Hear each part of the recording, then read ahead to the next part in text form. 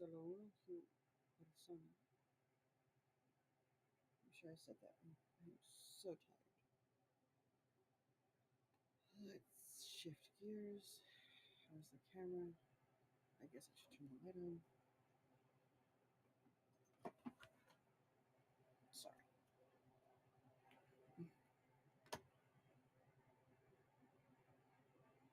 Hmm. Well, that'll be interesting.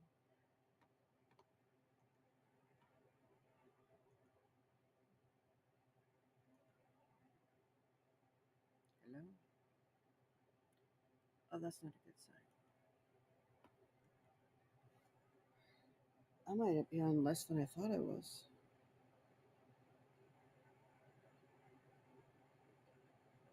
Not a fan of migraines. They are definitely not my friend.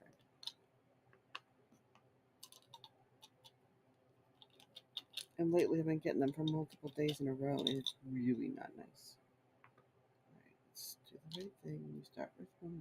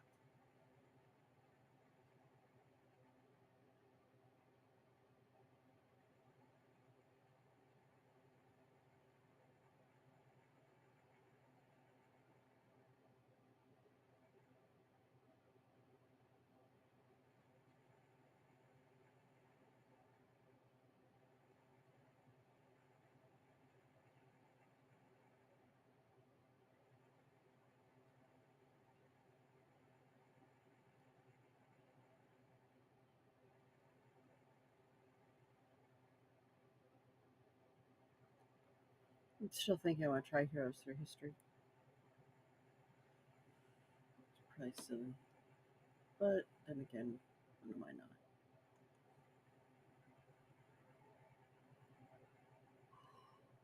Hmm.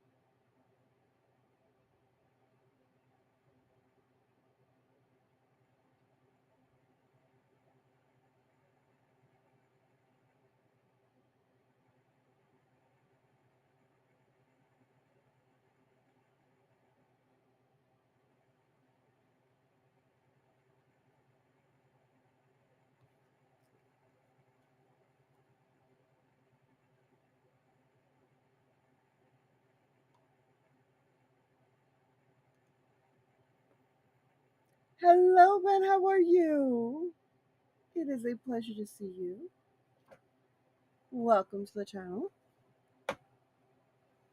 Today is going to be a very relaxed day. I was just going through some of the projects I'm trying to organize. I do a lot of organizing lately on stream and a lot of work off stream, which is a weird backwards kind of thing. But we are prepping for a. Oh, congratulations! I hope you had a great time.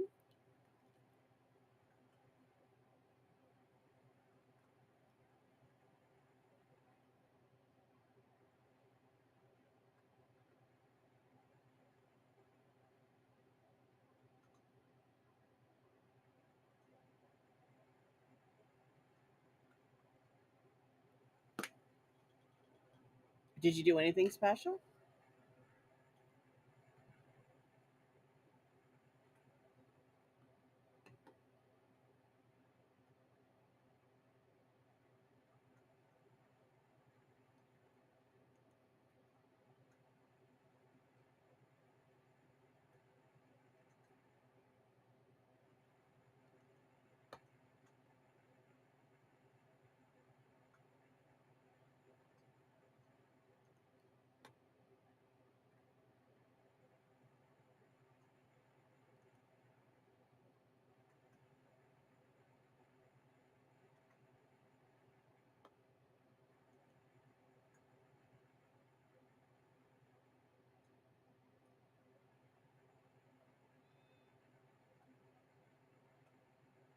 Oh, very cool.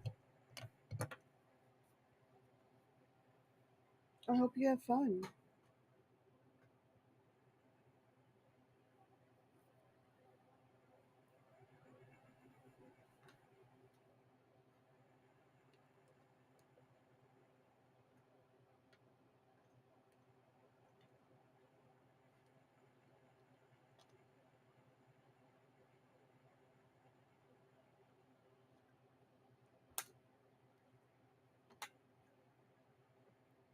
I hope you have a great deal of time.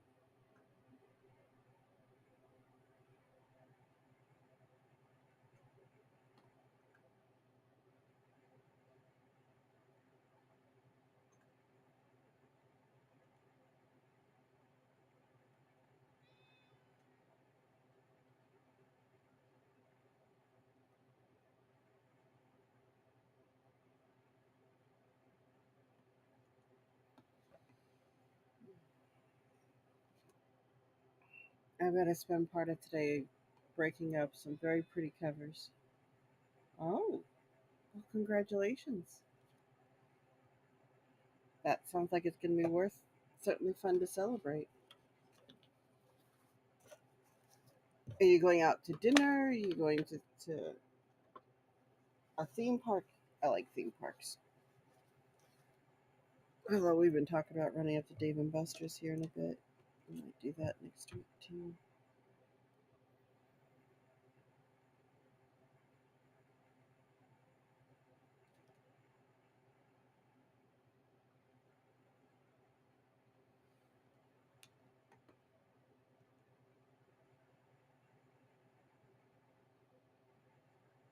Congratulations. Ooh.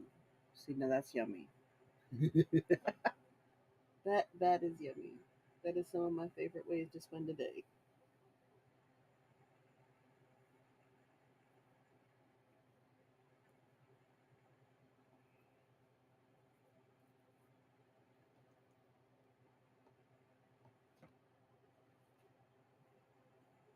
That is a beautiful thing to be able to do. I think we're gonna have rain all day today. And then I go into the library later.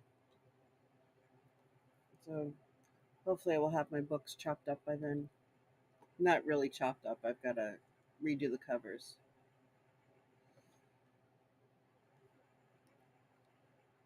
Making anything fancy just for the fun of it. Are you doing the grilling?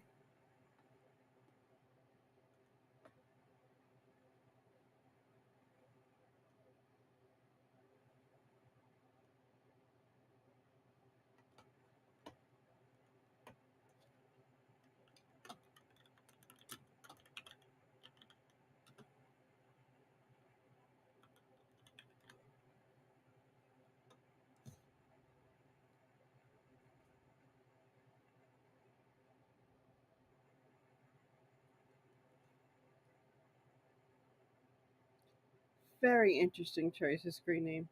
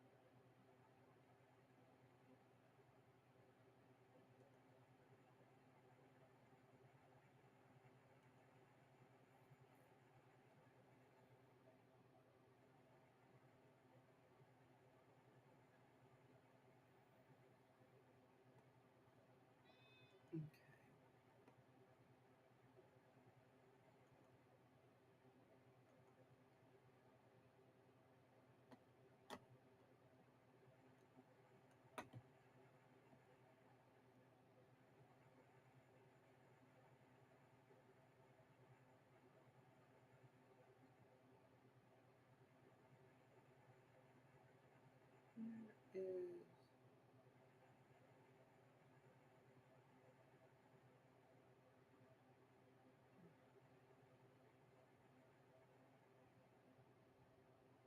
we are working.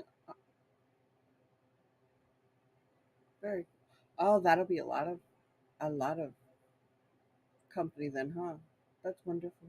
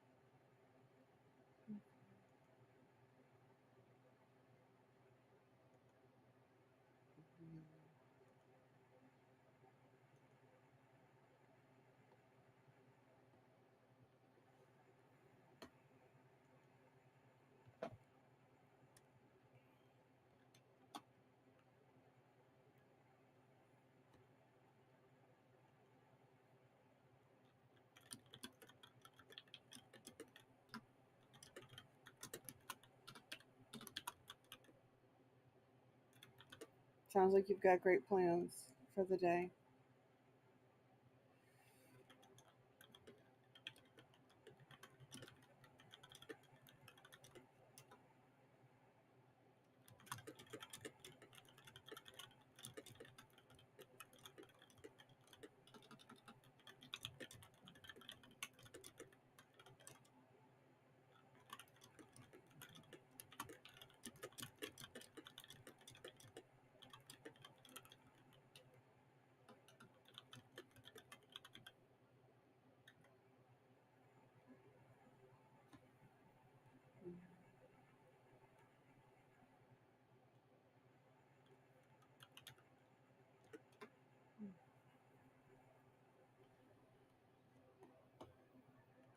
Okay, I need to adjust that particular timer.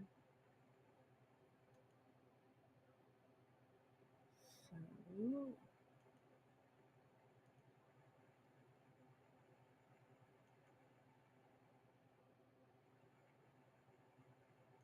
how long is that? Wait, okay, that's good. Something. Favorite illustrator. Ooh, so that's coming up twice.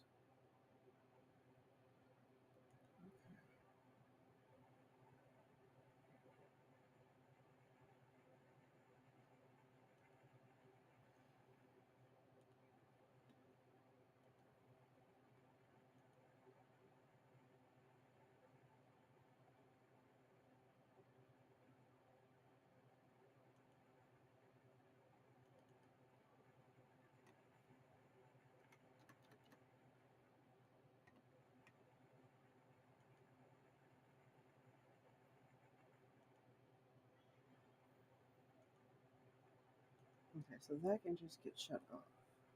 We're good there. We're gonna turn that back on for now and go back over here. Because Riftopia is over, so there's not gonna be a Riftopia game if you guys have been jumping in. We are doing a pop-up bookstore at my maker's market.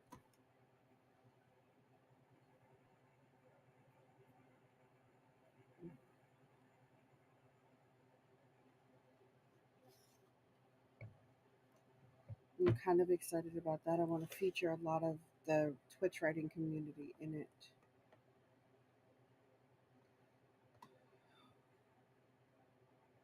So drained.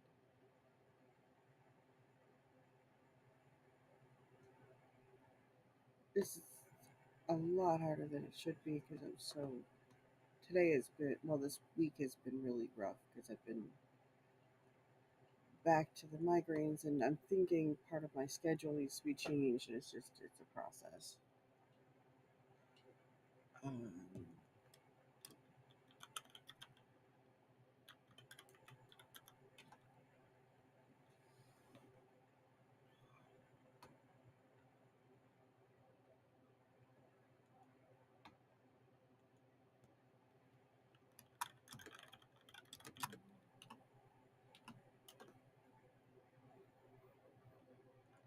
one person that isn't in. Oh, I need to do a timer for the podcast.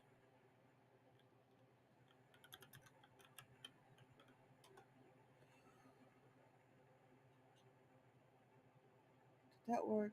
I did go for Twitch. Okay, so it should work. GSD Nation is my podcast partner. Hmm.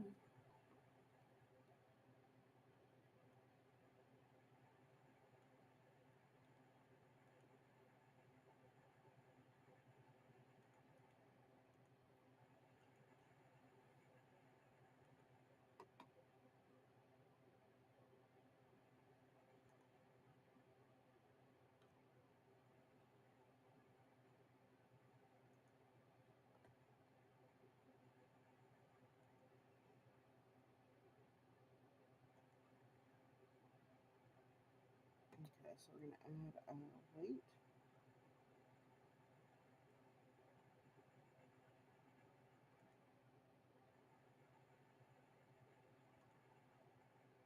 We're going to 650 seconds.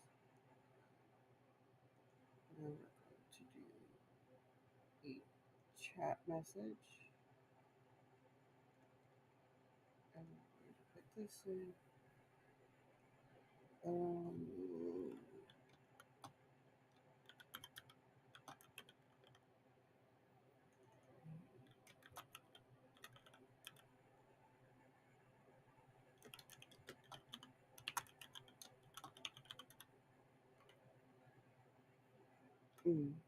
that's right.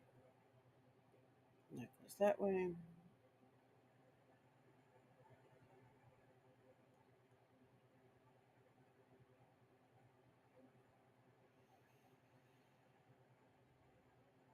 Thank you for the lurk, Decal.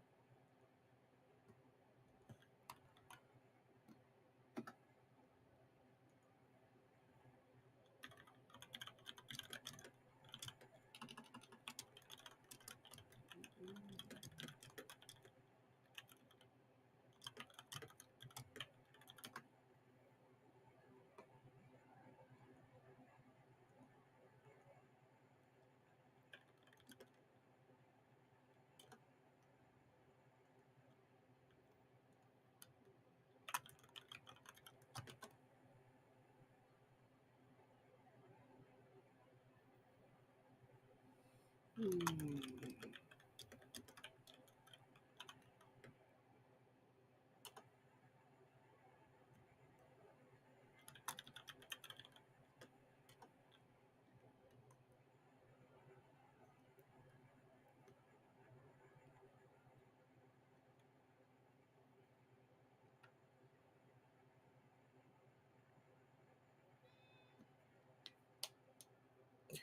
Thank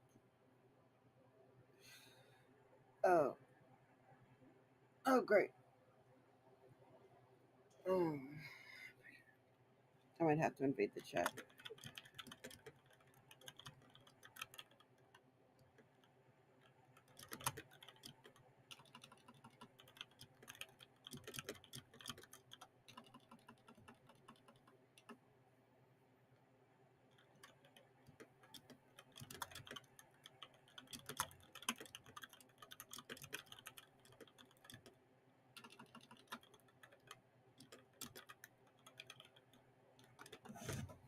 Thank you, Decaf.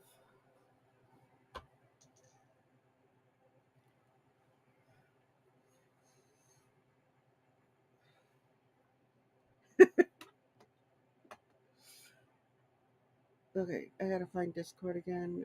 I oh no, my podcast partners are.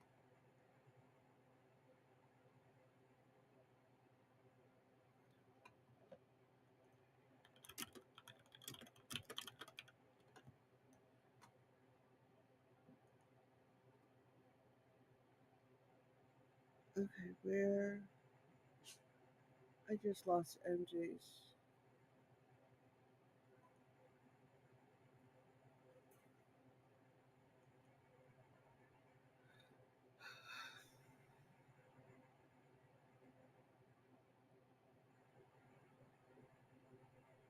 There it is.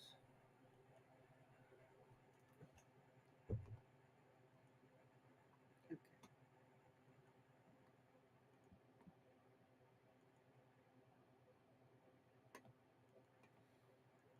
Let's see if I can get the sound so it carries over. So.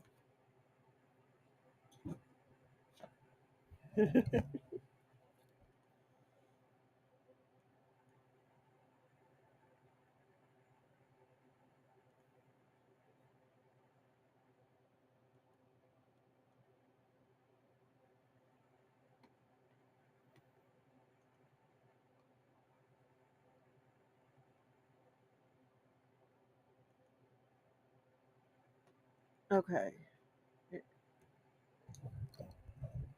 I'm trying to make sure the VC shows up in my channel too, so that I'm only saying this once.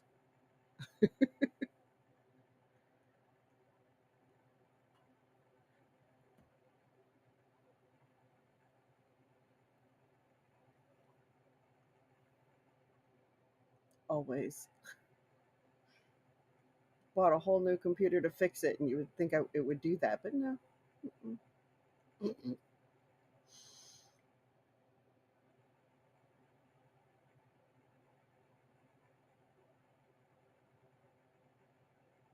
Okay, that's exactly what people do, though.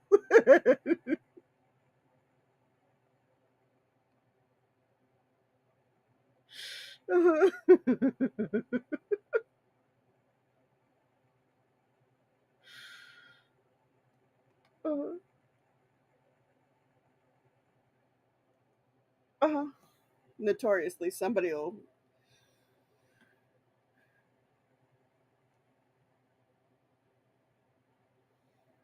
Okay, so we've been working on. I'm still trying to get this into my. You know, computer is. Oh, I just realized they've got me in. Does not have me on my microphone. It has me on my headset.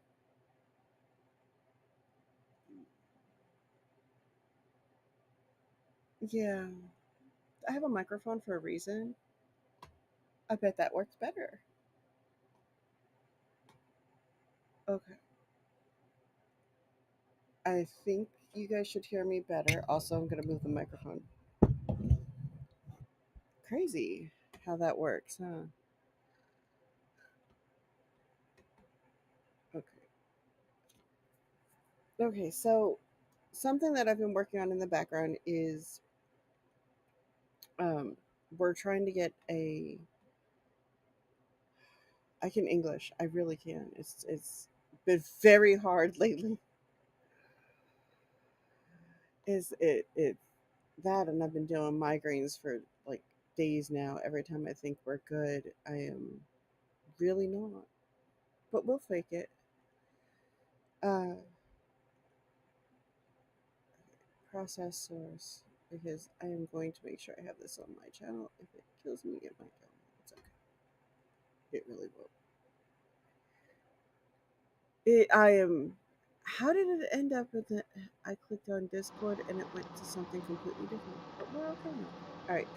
So we've been putting together this makers market for a while now, or not that long, but um, it. The thought came to me a while ago, but I haven't been able to really make it happen. But a friend of mine got a hold of me about 3 weeks ago, and she says, "Do you want to do this?" She's a local author here, and she says, "Do you want to do this makers market thing?" And I said, "Oh yeah, that seems like fun." And Hmm. then it was okay. We're gonna put Kitten Sapphire stuff because she's already got art to sell. So we started to set up her art, and then it went to okay. It's gonna take me some time to get all my books here in stock so I can sell them. Of course, now I'm going to ads. Mhm. Of course, of course. Mine is also in ads, so there we are. Okay, so It's fine. If you want to avoid the If ads and still contribute to the ad revenue, there's a multi-stream link over there, or you can jump around because we're all sharing chats. yeah, yeah. I just shouted out to Decaf because I don't think Decaf's in ads right now. At least not that I'm seeing. Mine is done now. Okay. Mine probably Or still you could hasn't. sub, says Sarlacc. Yes, you could sub to all three of us if you are money bags. Or Turbo. We accept Turbo. Turbo Bird. Yes, Twitch Turbo. Twitch Turbo is such a great deal. Anyway, if you watch a lot of streamers. Anyway, continue. Okay. So we were sitting here trying to figure out the next brainstorm that went through. My dad's got a lot of books. My grandfather left literally a library. They say the minimum for a library is about 1,000 books. My grandfather left at least that much to my dad. And of course, my dad's not going to read them all or use them all or not anything. So the goal is to go through them. And he's like, "Oh, we're just going to donate them to the library." But since I work in the library, I know how much books we don't need.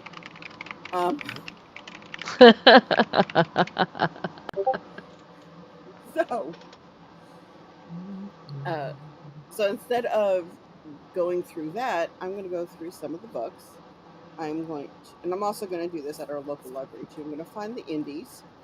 I'm sure you guys have no idea I would be slanted toward indies. I wonder why. Why could that be? Like I found 2 sitting on the for sale shelf at my library. Because my library has a for sale shelf. So I grabbed the set. I'm going to go through and read enough of it to understand and get a feel for it. And then I'm going to do, for those, and for the used ones, I'm going to do a blind date with book. We're going to decorate them and make them pretty. Oh. And we're going to add, like, if it's a mystery, we're going to add little mystery components and stickers and stuff like that to it. And we're going to put that up and put those for sale. And then we're going to order books from those here in the Twitch writing community first that have their books in print. That's so lovely. And that's what I'm going to feature in the pop-up bookstore. That's fantastic. That's so exciting, Katrina. That's so fantastic. And like, I love that it's not just a bookstore, that there's like this extra, like additional artistic component to it. You know, like it's special, even like it can make like buying a book feel extra special somehow. Well, on top of that, we've got an in-place artist who's going to be doing commissions. She may be doing face paint too once we get everything together. Both of us will, but that's kind of like the thing that brings her joy. So, right. And she's been busy over here painting up a storm, so she has stuff to feature, which is really fun because I get to see all sorts of great creations. That is wonderful. So this is 1 to 2 tables. Once I have all my stock in, I don't have all my stock in. She's going nuts, so she's gonna have plenty of stuff. But we're gonna start with the blind date with a book, and then I put a link in my Discord, or a channel in my Discord, literally just said, if you have your printed books, give them to me. And it's not actually a book fair. This is a maker's market. Everything there is handmade. And that makes the indie the like indie slant actually even a little more like really on point. Seems like. I think so too. And we've got a stripe set up and everything else that we're going to be able to take card on place, so we'll have plenty of room to better guarantee people are going to buy, instead of, because you go to a lot of the fairs and you go to a lot of these events and they're like cash only for a variety of good reasons. But we don't have to do that because I've already got the Stripe account. I've already got everything set up.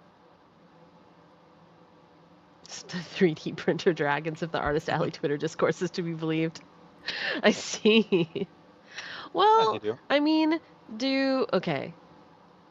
If something is hand designed and then printed on the 3D printer, are we saying that that's not, like, that doesn't belong in Artist Alley anymore? Like, I don't know. Maybe it doesn't. Maybe it does. I don't. It takes a lot to design something for 3D printing, doesn't it? It does. As a matter of fact, I don't really know though. Speaking from experience, it does, because I do it for library. Oh. So yeah, it absolutely does. And yeah, I think If it's an original design, I think it absolutely belongs there. I'll be honest, I would not complain if this was just a 3D printed all the things I want. So there's that. I mean, when I went, It's not that 3D printed, it's that the art. Oh, it's still mass produced and not original. okay, I can see that. I see. Yeah, if they're making like, if they're mass producing the dragons, the model, No, are maybe they still like, are they hand painting them after that or anything, or just no? I'd imagine that probably depends on the artist setting it up. Yeah. Because I know, like, I'm having to start with, like, these books are basically brand new. Some I don't even have the stuff to show that it ever showed up even in a library if that's what I wanted. Uh-huh. But hypothetically, these could have, because they were on my shelf, the books that I have, the first books that I've got to put into the blind date with the book is what it's called.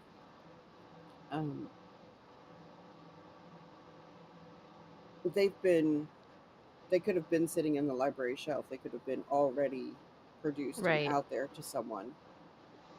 Right. They could have been from a library sale, something like that. Yeah. So it could have I been. love used books, I gotta say. I do Same. too. And my dad's. I'm like, we're gonna go through 1,000 of them, and we need a good outlet for it. And how much more fun than getting an experience instead of just a used book, you know? Yeah. Well, and I like that you're adding things to it, like, because for me, I'm a weird used book buyer in that, you know, most people, like, a used book is more valuable usually if it is like really in excellent condition and like, you know, it doesn't have like notes in the margins and stuff. I want the notes in the margins. I like if I'm buying a used book, I kind of like I like that sense that somebody else read this and used it and like like it was part of their life, and when they leave traces of their experience with the book on the book, I actually kind of like that. Like I kind of like it if they ended up leaving notes in the margin or like scribbled something on the inside cover or like had something. um I don't know, the more I like it to have traces of humanity on it one way or another, so I feel connected to the previous owner of the book, the previous reader of the book in some way. Maybe that's definitely weird, or at least not what they look for in used bookstores. A lot of times I think they won't even take books like that, but I don't know. That's a thing that I like. So the fact that you're adding things on and like making a book, I don't know. It just it adds to the experience, I think. Right. I really Some of love the your books idea. will have signatures on them, and then some of them you can have Lady Wright's face painted, and then like printed on the book cover, On the book. a face signature, if you will. Twandrine says, I got a 3D printer myself, but if I were to sell something at a craft fair that's 3D printed, I wouldn't be downloading something off and misrepresenting it as unique work. Yeah, that is that is shady for sure. Hello, Philaday. I'm sure I said that Philaday, wrong. welcome in. No, you did. Okay, good. But You did much better than how I said it for a long time, which was Foley Day, because I wasn't thinking, because I just wasn't thinking. And then I found out Right. later it was Feel Day, and Feel Day is like, no, you can keep saying it like that. I'm so used to it now. I'm like, oh, but now I can't. I just can't do it now. I can't do it. The Thingiverse is a 3D print model library. Oh, that's actually for real? yeah, it is. The Thingiverse is actually a thing? Yeah. A thing? Everse? Yeah, we use it. We have that at our library, or we have a lot of people send. Well, not a lot. We have a few people. I don't think anybody in my community really understands that we have a working 3D printer. You guys, please click start at the top of your chat, follow the Feely Day, but also, um, founded by your old boss, Twandrine, seriously? Your old boss founded Thingiverse? Oh wow! In the Thingiverse, you can have meetings in a hot tub and go down a water slide. and then 3D print your water slide and your hot tub. That sounds interesting. Those are some unexpected details, Decaf. Yeah. These are also lies. I'm making it up. I figured. Not this current one, but yeah, I used to work for. Oh, I see. Oh, okay. Twangerine is not making that up. It's for real. Founded by Twan's old boss. The other fun part with the blind date with the book, you don't know what book you're getting until you go home and open it up. Ah, okay. That's the blind Yeah, I date like part that. of it. But you're always getting a I like book that. no I matter like what. that. Yes, at least one, probably more. I need to get. I want to open up a room for anybody who wants to donate stickers or bookmarks or stuff that we can just give away with the books. Oh, So yeah. even if their book isn't on the table, their material could be. Right. Right. I am thinking way too much for being half asleep. Yeah. Welcome to the club. We're all kind of half asleep today. Is anyone who's awake in the chat? Who's like fully awake?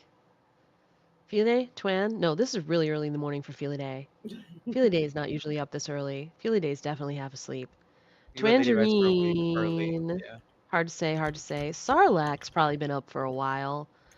Sarlacc's in a time zone, I think, where this is not Hello, Sarah. as terrible a time as some Hello, Elena things. Cat.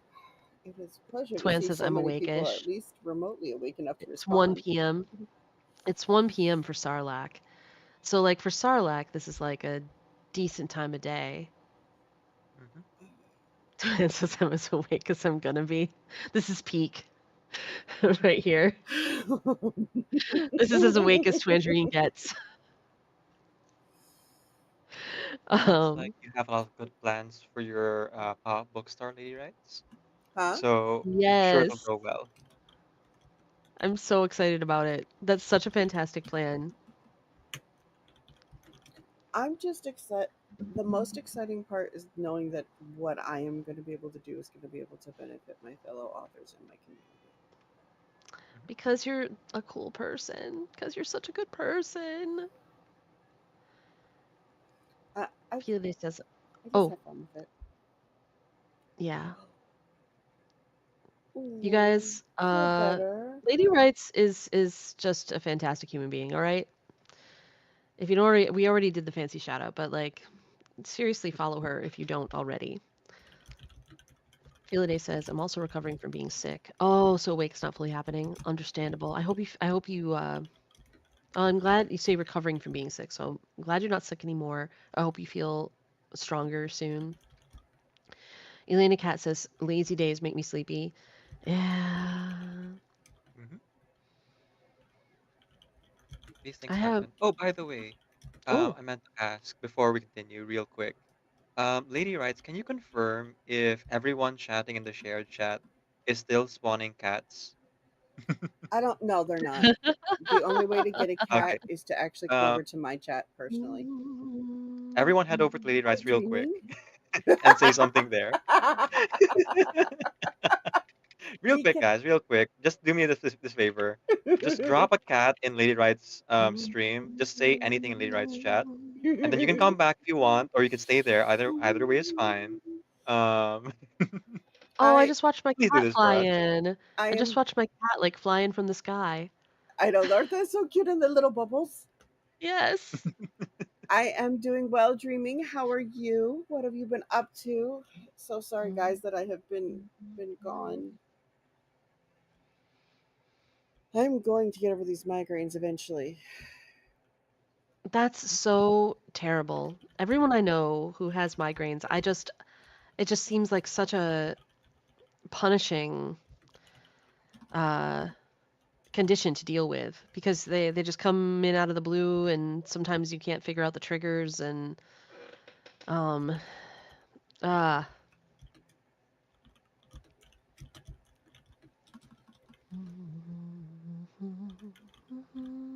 Oh, Oh, Demon Tooth's about to clock into work.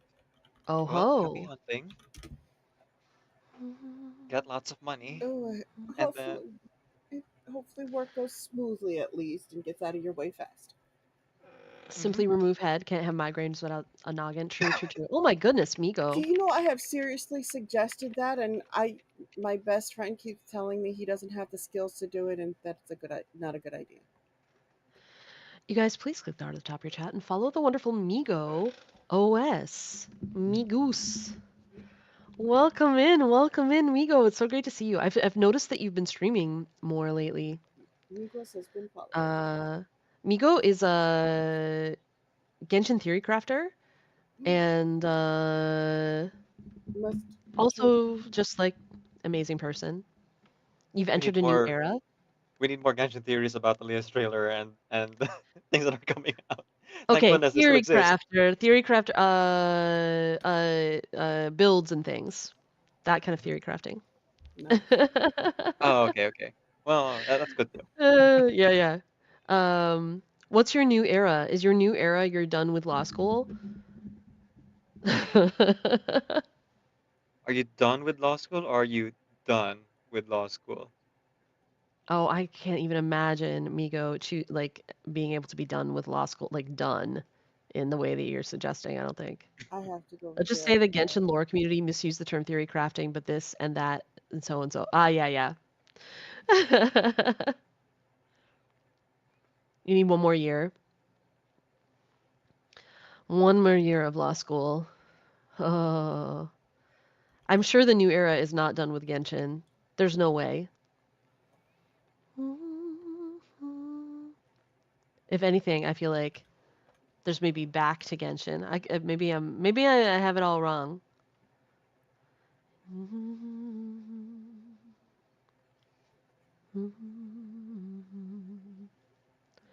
Migo. I can't remember how much we've talked lately. Did you know that my book is coming out? That I actually do have a book.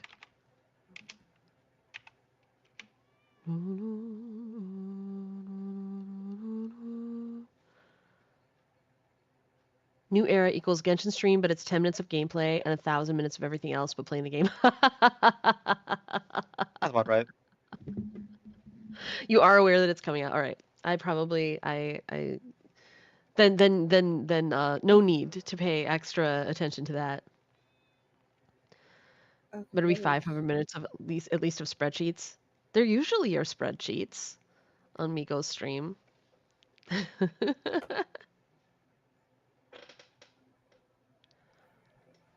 Right. 500 minutes of spreadsheets, though. That's a lot of patience. I mean, I'm trying to find time to sit down and catch up with the story stuff on Star Rail. I am so far behind. I can't do half the stuff I need to do in the game. I got my free 5-star. I did log in for my free 5-star, but I wouldn't have known about it if I wasn't I was watching or Mr. GSC had somebody's stream up on TV at one point, and they were like doing polls for people, and we were like, oh, that guy looks kind of cool. That was before I realized it was a collab. It's funny. But then so I was like, oh, maybe should I log in and do some polls to get that guy? And I logged in and just got that guy, and I was like, oh. Yeah, he was the freebie. My brother actually plays Fate. They're not getting anything out of the so-called collab. Yeah, apparently they decided that, for aesthetic reasons, we want to have a film. And, that also happens to mean that they don't have to hire on all the voice actors in any of the languages. It's a good story, but man, I was really looking forward to hearing the Fate voice actors. Well, one of the other things they're doing next, I guess next update is you're going to be able to turn on the language you want for each of the voice actors. Oh, so that sounds like a lot of work. Yeah. So whatever I like language. that idea, being able to like switch. It'd be nice if they did that in Genshin Impact. Well, that would be so I could finally good. have Nervalette speaking French at Zhongli speaking Chinese. Probably, I don't think French is one of the languages, but I could finally have. Oh wait, Nouvelette's English voice actor. Are they even in the game right now? Have they been They back? are, I think so. Yeah. They are back. Okay, so I could have Yeah. Nouvelette in English. Hoyulab Nouvelette's markdown swearing in random English markdown. at Zhongli. Markdown formats for Hoyulab. Oh, interesting. I was trying to look up who the characters are because I don't know the series or the Fate. Only I wouldn't know it if it It's wasn't for my brother. It's a very history bending kind of storyline. For example, the blonde girl that we're getting, Saber Saber. and Archer are the people to Angerine. Saber is actually Arthur. Yep, that's fine. Ah, I see. That's kind of what they do. Archer's free. Mhm. Saber is not free. Right. Well, I would argue that Archer is cooler, but that's fine. Honestly, for the moment, I like Archer. I started. He got me. I'm dead tired, dude. I couldn't even remember my name. Literally had a conversation where I could not say my own name. So that tired. It's like that. But Archer beat Simba. the Spend Divergent on Saber. That is for probably me. what they're counting on, yeah. But it's not wedding gown Saber, Twan. Therefore, it's not worth as much. Wedding gown Saber is where it's at. I think Twan knows what I'm talking about. I'm familiar. My brother's got all the things. My brother goes on about Fate the way Kitten and I talk about Genshin and Starville. So, gotcha. Gotcha. I'll never stop saying Zarya. Welcome in, Zarya. Welcome in. And sorry, everyone else's chats, but when I see Zarya, I have to sing that. Mayhem just at the casino. Interesting. You guys, please click the heart. In revenge, I'm just gonna say real quick, thank you for the follow from Dreaming Tooth. Oh, thank you for the follow, Dreaming Tooth, for me as well. Thank you so much. And welcome in. Dreaming is awesome. All sorts of awesome. And one of my favorite people to stop in. It's amazing. You tell How many creators. cats do we have? We have 11 cats. Come on, guys. We can get more. Oh yeah, you guys go over to Lady Wright's channel and type some. We need more cats in there. Ooh, Dreaming Fed size it. That's a very wonderful thing. Pile on the cats. More cats. Go to Lady Wright's channel and write something in the chat so that your cat will pop in there. Zarya says, "Mind you, I don't make MJ do it." No, of course not. I just have to do it. I must. It's just the way things are. Also, Sarlacc, you're very sweet.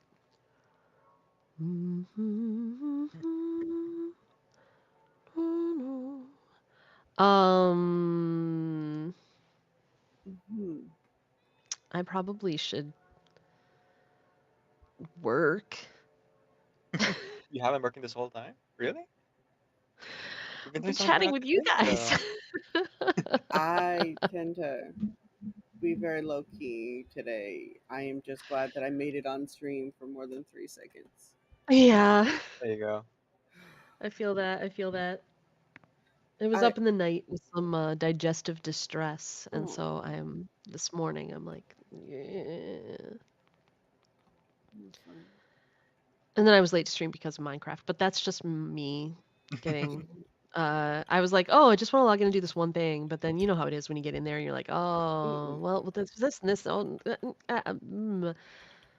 Decaf, I built something that's very close to your sand farm. Go for it. That's fine. I apologize in advance if it gets in the way of the sand farm in any way. I don't think it does, but I won't get mad if you accidentally end up breaking like the wall or something from doing sand farm things, because that's on me for building it so nearby. We shall see. We shall see. It's not done yet, but I started building a thing there, and And it I looks think like of us. Sorry. Go ahead. sorry, just wanted to warn chat, just so you know, it looks like my timer has started on shoutouts for other writing streamers. Feel free to say hi. They're awesome. Oh, Migo sent me the new era stuff. Thank you, Migo. Thank you. Sweet. Wait, I'm just gonna go read it. I won't read it out loud because since it's sent to me personally, I assume this is like confidential stuff. But oh no, the Holy Lab. Oh ho! I see the new era. It's for public eyes, yeah, for sure. Hold on. I'm gonna send it to so you guys can also see.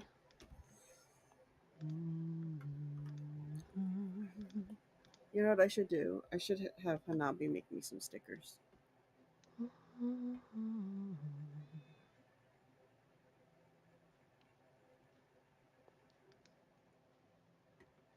Wait, did I log in? No. Something I thought I I can logged put in. on the books. Log into Hoyoverse. There we go. Account or password error? That can't be. Let me do this in the other browser. Maybe I don't have the right password saved there.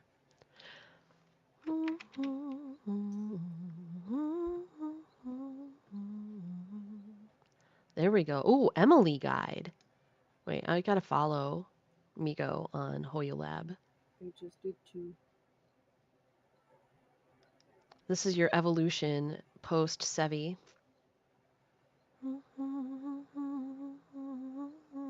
Nice.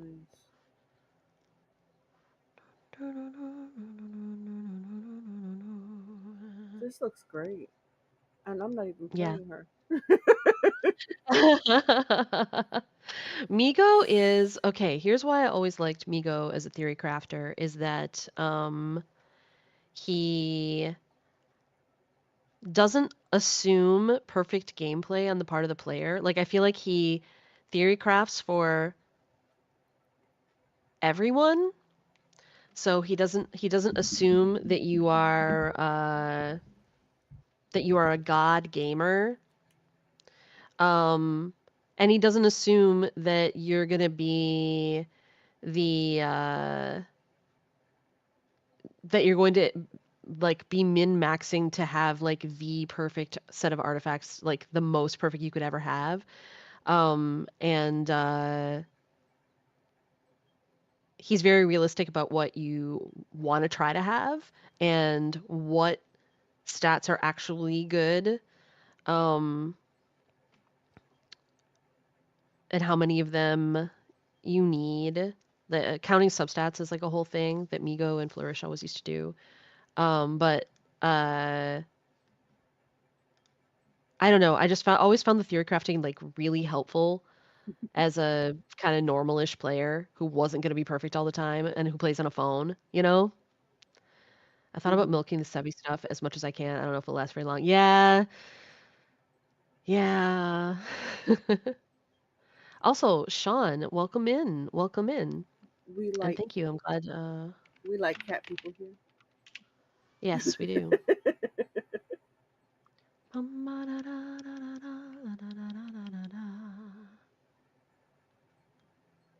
Miku believes in, I want to play a specific character, so I'm going to help you play the specific character. Yeah, for sure, too. I love that. I mean, Migo is a Lisa main in Genshin, so very much like, right, you want to play a specific character, here's how you can play this character the best. Here are some teams you can build around this character to make this character work the best that they can and clear your content with the character you want to play, and that's also nice. Okay, how do I get something that's only visible in my chat so I stop harassing everybody else's chat with all of my shoutouts? I mean, unless you guys really want all the authors showing up. I think it's fine to have all the authors show up. Yeah, it's fine. I don't have a problem with it. Okay. 'Cause I don't want to take over. That runs about every 15 minutes. There's someone new. Here's the thing. Just believe in the scuff, yeah. Like keeping all 3 of our chats moving is just like not bad. You know what I mean? Like I don't know, it's kind of nice to have some stuff go through there, especially on a early Sunday morning or Sunday evening in Decaf's case, where our viewership is perhaps lowish to begin with. It's not bothering me to have my chat moving. Okay. The both of you like woke up early, and that's your reasons for like being a little bit lethargic. For me, I just had to split my sleep into two. Oof. Because like I went to sleep pretty early today. I ended the stream early, like 12 hours instead of my usual 14, 15. So that I could make sure that I could sleep before my grandmother's like birthday lunch. And then immediately Right. after we ate lunch, I just went back to bed. It definitely like broken up sleep like that though just like definitely is never as good at as being able to get like a solid sleep. Mhm. So that it makes sense that you would be tired from having your sleep broken up like that. But yeah, that is the reason why like yeah, I'm also okay with the chat moving like this because I started stream late. Sean says, I had a flash of inspiration yesterday for something that could fit into almost any story as an aspect. Identical twins, one of each gender, but both want to be the other. The emotional roller coaster would be their relationship would pull its weight in any story. That could be interesting. The like dual twin gender dysphoria sounds so painful, and yet definitely could be interesting for sure. I know of families that have multiple individuals going through that process. Yeah. So Well, there may be it's definitely possible. a genetic component to it Mm-hmm. that makes that more likely.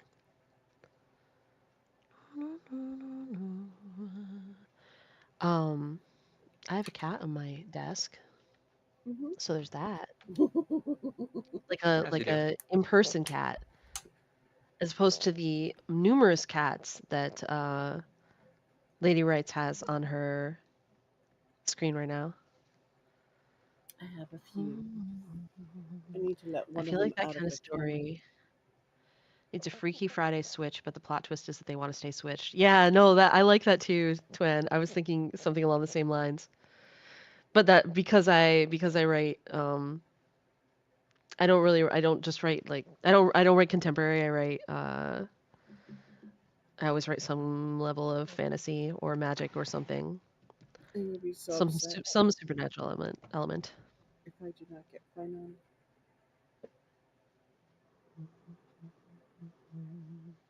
I apologize if my model's not moving right now. My actual cat is standing right in front of my webcam. Ash is the right. Yes. I should not have opened Hoya Lab. Write dark comedy, magical adventure. Yeah, I guess that is what I write.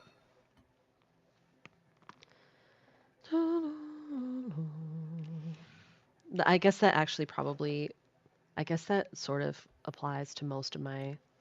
I'm trying to think if Dido book is as much of a dark comedy as I Was Teenage Death God is. I'm not sure.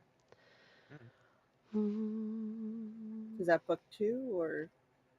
That's okay. So that's the book that I wrote while I was trying to sell the book that is coming out.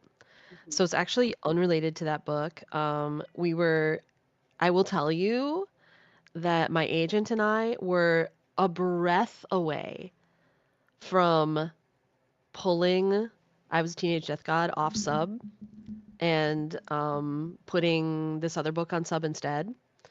Um, and then we got the offer on it. But like, but as a result, that book is like pretty much done, and we have it in our pockets for the for when the time comes to sell another book. We'll have to offer it for you guys who don't know in traditional publishing. I think pretty much 100% of the time, the publisher has um, option, right? Mhm. Like in usually, this is very standard contract, so this isn't giving away anything specific about my contract. Um, but so whoever, if it's in the same genre and the same demographic, so like if I'm writing like this YA novel and I'm writing another, and there's another YA novel, I contractually need to offer it to my current publisher first for them to make an offer. I don't have to take that offer, but they get the option to see it first Right. before we send it to anyone else, before we go any wider with it. So probably the ideal time to try to sell another book is going to be when the first one comes out and there's a lot of like some buzz generated. Hopefully the first one will do well so that it'll be good buzz. And that's the time to do the option, and potentially then depending on whether they want to make an offer, or whether we take the offer or not and want to go out to other publishers, who knows. That's the time to do it, is probably like strategically. So but yeah, it's a different book. It's a different book, but same, I would say, like same general umbrella YA contemporary fantasy. So As this I could, was a teenage death god. and so this could easily be something that you're going to be shopping right after you're done with the second book in the first series. Yeah. Yeah. Oh yeah. Well, and yeah, right. Because my deadline for this second book is the end of this year. So probably, yeah, like it would be like early next year we might start going out. We'll try to toss this out as an option. That's pretty good. Now, what would keep you from shopping it right now? Oh, contractually, we I mean, it wouldn't be a good idea, I guess, actually, strategically. Like, we could say, like, we could go to my publisher, my current publisher right now, and say, hey, we want to, here's the option. Most contracts will have, The first refusal option. well, they'll have the first, it's not exactly right of first refusal, because you don't have to, I think usually, right, well, maybe this is right of first refusal. Um, because we don't have to take their offer if we don't like it. Um, but yeah, they have the right to see it first. So I think it might be similar to that. I think of right of first refusal as often being like, well, no, that couldn't be. That wouldn't make any sense if the author can't reject the offer. But yeah, we could. Oh, that's what I was trying to say. Most contracts have with most publishers have in their contracts like a time period where you can't, like, you don't like exercise that option like for a certain number of months or something. um I can't remember if there's something like that in my contract, but strategically the best time to go out with it will be when the first book is being published, so that there's buzz, so that there's, because ideally what you want is a better deal for each book. So you're going to have your best shot at a better deal if you go out when people are talking about you, and your book hopefully has some good reviews, like that like raises your value. you want to get a better deal, a higher advance, blah, blah, blah, blah, blah, than the previous book. So strategically, the best time to go out with it would not be now. Mhm. So we're keeping it in our pockets till that good strategic time comes up. So that's Right. that's what's stopping us from going out now. It's not Just building the the budget best first time for it. Yeah. It's not instead the of best a time. 2-for-1 deal. And that's another book that I would hope to get a duology on. So at least a duology. But we'll see. I like that I have it because I'm not the fastest writer in the world. I like that I already have a book that, like a whole book that's ready to go. Uh, my best friend sells pretty much all their work on Proposal, like since their debut. They sell all their stuff on Proposal, which is great because it means you can get like deals faster. Um, on the other hand, then you have like still a whole book to write. Right. So I'm kind of glad that I have this book in my pocket, that we can go out with at the right time. And I don't want, I feel like it's the wrong thing to do to say anything about like how I think it would go with my current publisher or whatever. I will say that I really like my current publisher a lot and have loved working with them so far, That's and have awesome. loved everyone involved, everyone in the process. I've loved my editor, my copy editor, excuse me, the design team, the marketing team. I've really liked everyone that I've dealt with so far. Mhm. So,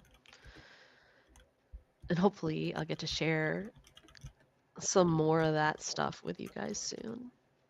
I think they're probably next thing up is probably a cover reveal, but I'm not sure when it'll be. I hope they plan on Also, improving your Dreamy Cheer, thanks for fonts. hydrating. What?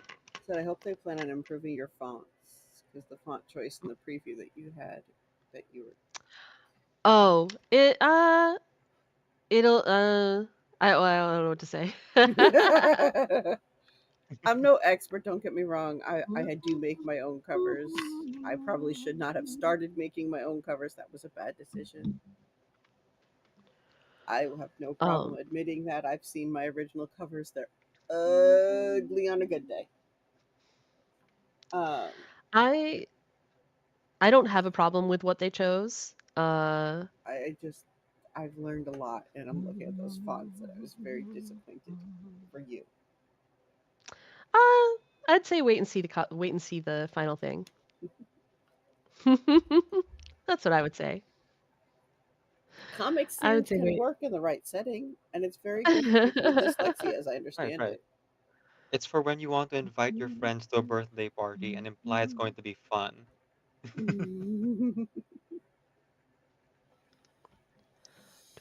Or for business cards for clown. That would work, yeah. Some artists can get away with it. I had to sit down and design Kitten Sapphire's business cards. We were at an event for the library. She was doing face paint, and it was at a new school, a new daycare. They have in they have a daycare in my community for the migrant workers that come through. Mhm. It's completely free for them, which I think is awesome. So one of the things that we try to do is if we're going to take on work that's going to be in the community, try to make sure we're not endorsing something that would be problematic. So while we were sitting there, I want to avoid that for sure. yeah.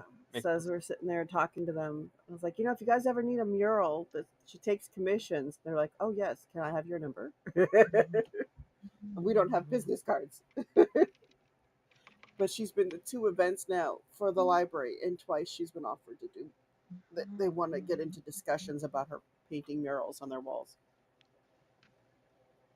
which I think is awesome.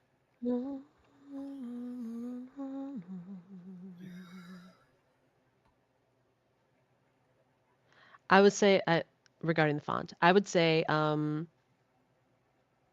have seen the inside design for the book, and I see how they're using what they are using, like specifically how they're using the things that they're using, and I feel like it fits the book extremely well.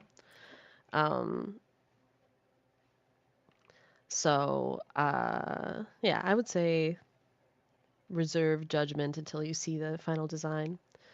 But Speaking of, when do we get to um, see it? but also I do really like the design, so that they've given me so far. When do we get to see it? I don't know yet. I do not know. This is one that this is probably going to drive Katrina crazy, like listening to me talk about or like watching things go. The fact that that I do not control when these things occur is probably going to destroy her soul on some level. Because it's so like so different from the path that she chose for herself, you know what I mean? It's definitely a um takeaway, for sure. but yes, I do not know when that will occur, and if I did know, I wouldn't be allowed to tell you. So let's just say sometime soonish, probably-ish. Sometime before the actual release, right? Oh, certainly.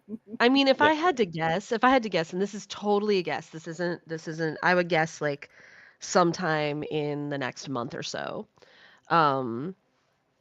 You like typically, even though we did the Barnes and Noble sale, like did some outreach for that, it's actually early for marketing my book because of when it comes out. Like normally they would start about 6 months ahead.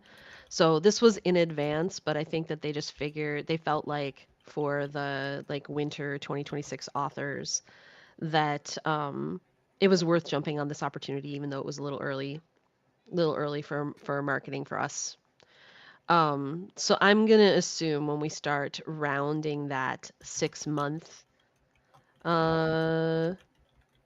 spot is about when you guys will start seeing some other things like a cover reveal and things. But that's actually not based on any factual knowledge. Like I have not been told anything like that. So, but I was told 6 months is the norm. So that would be, if I'm counting backwards.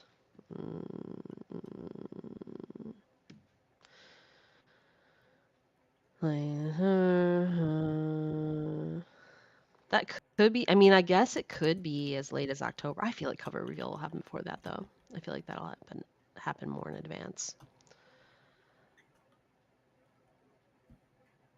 But probably you guys will see marketing starting in earnest, I guess, early October-ish, if I'm counting in months right. I don't know. I'm pretty tired.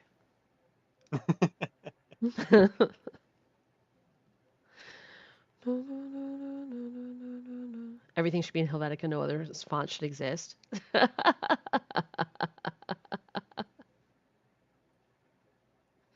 Everything in Wingdings.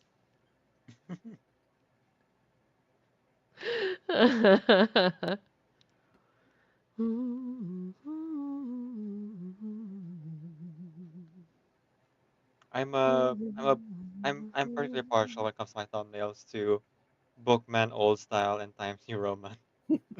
It's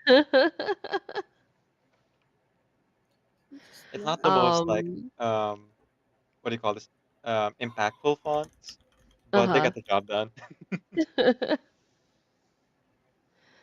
I have seen the internal design of my book. It's what I like because I was given a PDF to send out to blurb readers. Where the entirety of the book, yeah, I think the proofreading, we're still doing proofreading, but other than that, the entire book has been designed on the inside. It's so cute. There's like an aspect of it that's so cute that I'm just, but I couldn't tell you what font the actual text is in. I don't know fonts well enough. I mean, it looks like a normal book font to me. but I don't know what. Yes, I like this particular font, especially because I don't know what it is. I mean, I just don't know. Like, it looks nice to me, but I don't know what it is. I don't know fonts. It's all Greek to me. Normal book font. Yeah, that's the font it's in. It's normal book font. That's probably the name. I'm guessing. I'm guessing that's the name.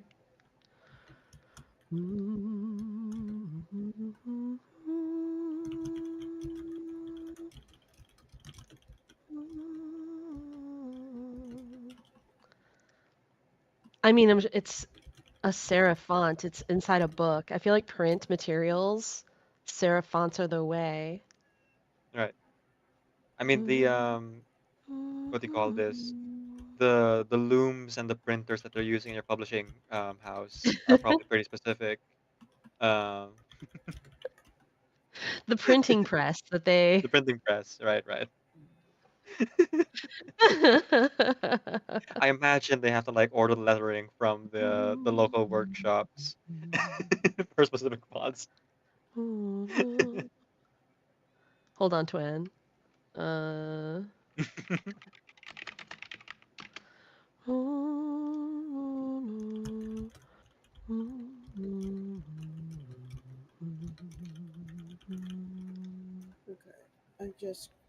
Okay, I got the. See, I'm doing stuff. I am making some progress. This is good, right? I got an email created. There you go. Twindrine, I sent you something. Now I gotta catch up with chat. Yeah. Twan and I are talking about. Oh, sorry. Everyone is talking about fonts right now. Fonts is the topic. hmm It's a font of knowledge. It is so funny because I used to not think about fonts. It's amazing how becoming an author who's doing this all on your own, you start thinking about fonts. So the last chat we were on, Twan mentioned, at least can we get a sans or serif teaser? And then Zaria mentioning, as someone studied typography, fonts are a pain. I use Garamond or in my interiors usually. Or Alina agrees apparently. Hmm? Alina agrees with you, Garamond. I don't actually know exactly how they print the books at my particular publisher. They are well known for their attention to production and design and having like extremely high quality books. It's they originally, so if you Page Street originally was a they mostly made craft books, cookbooks, and like other kind of like, and like photography books and things like that that were extremely high quality. Like they made their name making these really beautiful nonfiction books. Then they branched out into fiction. Their YA imprint has been going for quite some time. They also have do children's books, and they just started a new imprint for adult horror. And but they have historically been particularly known for the really high quality of their print books. One of the things that I love about their design process and the way, like how I've experienced it, and then also like what I've experienced looking at their other books, I feel like they design every book like it's gonna list. Like I feel like they design every book as though it's um the most important book in their catalog. You know what I mean? Like the cover designs are so unique to each book. And I just feel like they put a lot of thought and care. And it was going through the cover design process with their design team that actually made me have so much trust in like their choices, because there was a point in the design process where I was like, it's hard for me to envision, like we'd been through the design process was so interesting. We'll probably talk about this in the podcast at some point, but we went through all these rounds with the artist, like going back and forth, and I was like in on all of it, and asked for my feedback on all of it. But there was a point where they were like, "This is what we like best." Like out of these options that were presented, like towards the end, this is what we like best, but we would like it to have these aspects and this aspect from these things. And I was having a really hard time like envisioning it. So eventually, I just said, it's hard to I'm not a design professional. You guys are. It's hard for me to envision what you're envisioning at the moment without like actually seeing it. I'm just going to trust you because this is your this is your expertise, not mine. And I'm so glad I did because they were right. They were right. The thing that they envisioned was, I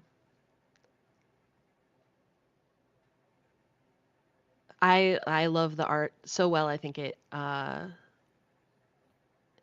captures the book in every way like better than I could have possibly imagined, while also leaning into like kind of they're definitely marketing wise leaning into the humor and whimsy of it. But somehow the cover art manages to bring it all together, and it doesn't look like any other cover that I can think of, like any other YA cover I can think of. Like to me, it looks very unique, and I just feel like they were so correct. So I absolutely trust them, and I'm also very fond of the internal design of the book. So I trust them. I trust them, and I trust that the final versions are going to be things that I will love. And because I've been through this with them, this process with them, that's probably why I can be in a place of trust that like Lady Wrights can't have for them at this time, because she's not having the same experience through the whole thing. So I'm glad anyway, that it's going well for you. I'm very happy that it is. Long time coming. So I've seen internally in the internal design how they use the particular font that I think is the one that you don't like, that for their just mock-up when I didn't have a cover yet. So and the way that it is used is very sparing, I think is effective for what they're going for. So anyway, I feel like they know what they're doing. Okay, MJ. I'm gonna take a break. You guys can keep talking, or you can get back to productivity. I should get to work. I have been theoretically scattered and doing little things in the background, so I can call it a productive Same. Yay. And I've done some things too. I just The ADHD is a buzzin'. Yeah, it is. It is. That comes with the tiredness. Yeah. I am looking forward to I should re-up your medication. I am debating on my own. That's the processing of it itself. Although maybe at work I'd be more productive. Or at least not scattered and driving people nuts.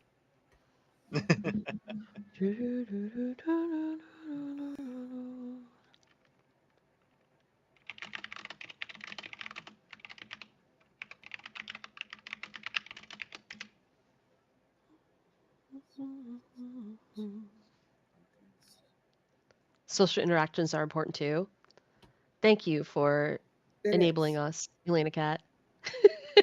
Oh, speaking of, do you have anything postcard information, something that I can send people to your newsletter? Like a postcard. I don't have any Bookmark? print assets at this time. Um, Would you like one designed? I can't afford to have one at this time, but Okay. perhaps in the future I can afford it.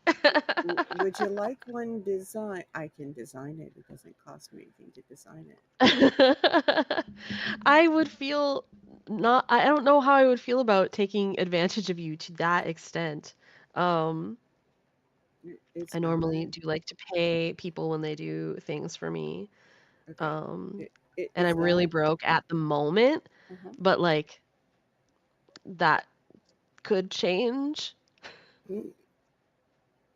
Eventually, so we'll get it designed. You'll have it ready. I might print a couple myself to throw into the stuff, but Feel free to do anything you want. then you'll have it, and when you're ready, you can go put it out there so people will come sign up to your newsletter. I do have. I won't tell you just how recently this was added. I do finally have a. Wait, why isn't it? Why isn't it going? That is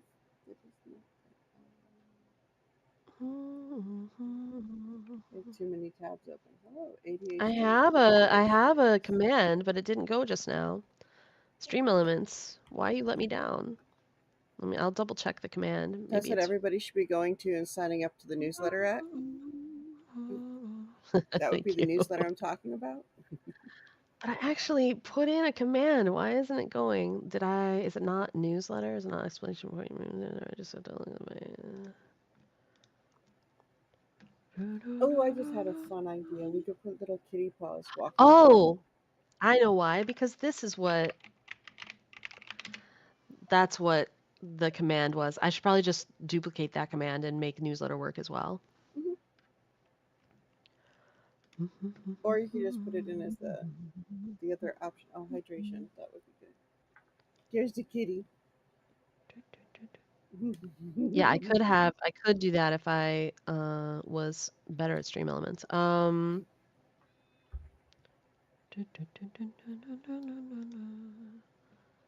Advanced settings. Let me put in more than one command. Command aliases. Oh yeah, okay. Alternative ways. Oh look, I'm learning.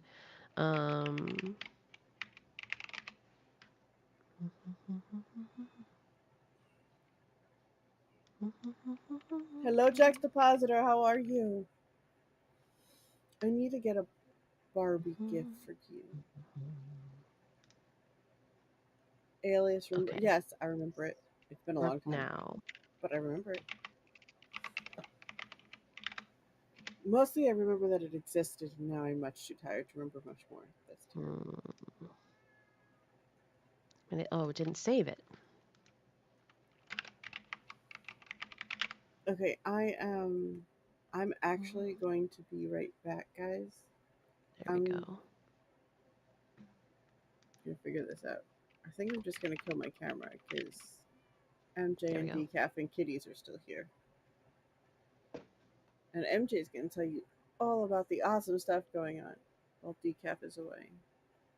Oh, Juxtapositor, hello, welcome. I'm gonna tell you guys some stuff about writing. How about you tell them about our first podcast? How'd that go? Oh, it went great. I feel like it went great. I really liked I like what Decaf did with it as well. I'm gonna provide some additional or some replacement images or some stuff like during. I'm not messing with your responses to things like with different images, but I have a bunch of stuff in my like personal collection of photographs that can replace some of the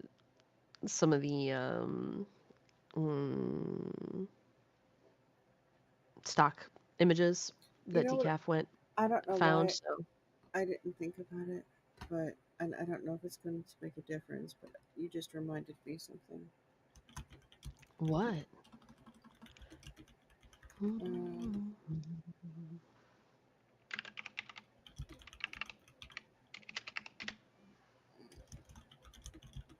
You guys can subscribe to our podcast right now.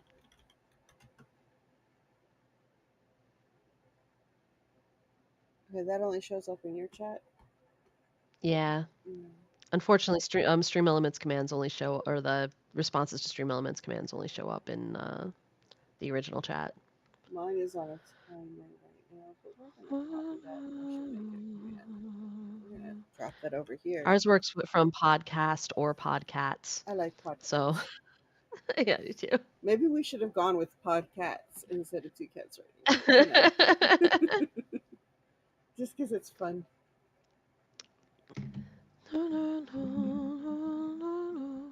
Two Cats Writing, like, at least gives people a clue what the podcast is about. The Podcats are talking about what the Podcats are. We can refer to ourselves as the Podcats, though. That is true.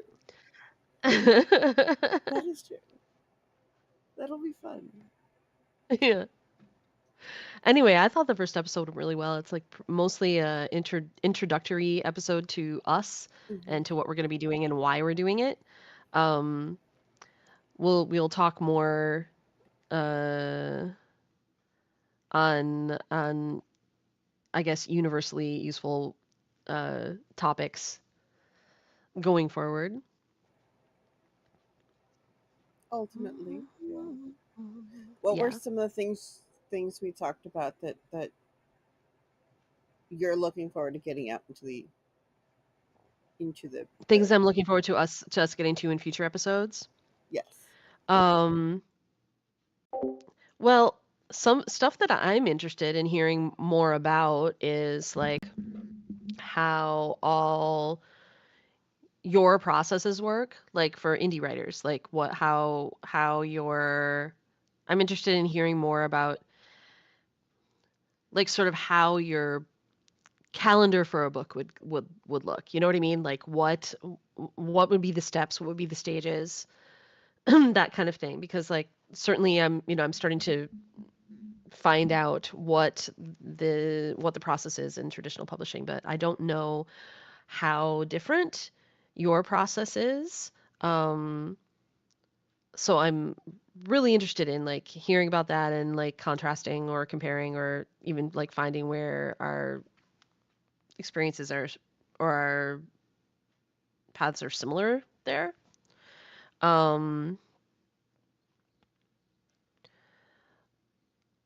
that's the kind of thing like those are the types of things that I think will be interesting for viewers or listeners who are trying to figure out what they want to do, trying to figure out like what path they want to take and how they want to do it and get a leg up and not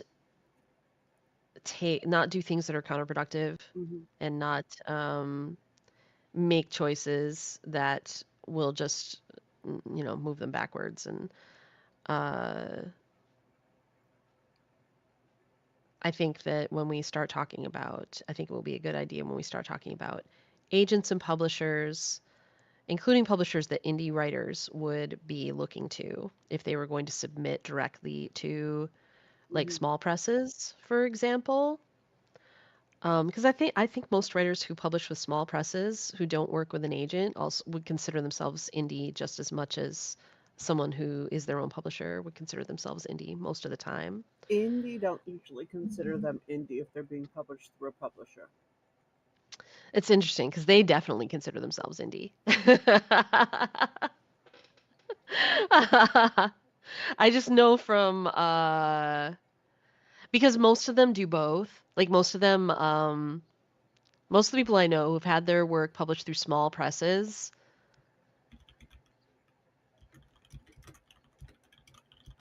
also end up doing like putting out some of the work themselves. But the amount of work they have to put in for a small press, and sometimes like definitely when I think of the authors I'm thinking of, I'm like they definitely consider themselves indie authors still.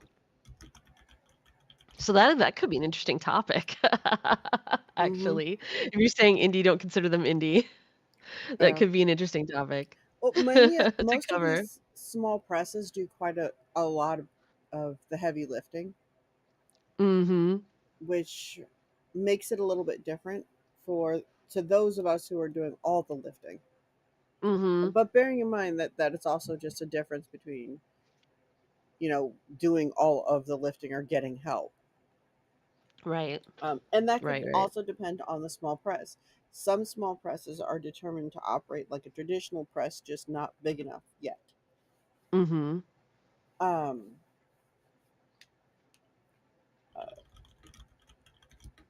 Well, and some I think are more of a hybrid press where there's more of like a profit sharing thing going on rather than like an advance and royalties and that kind of thing.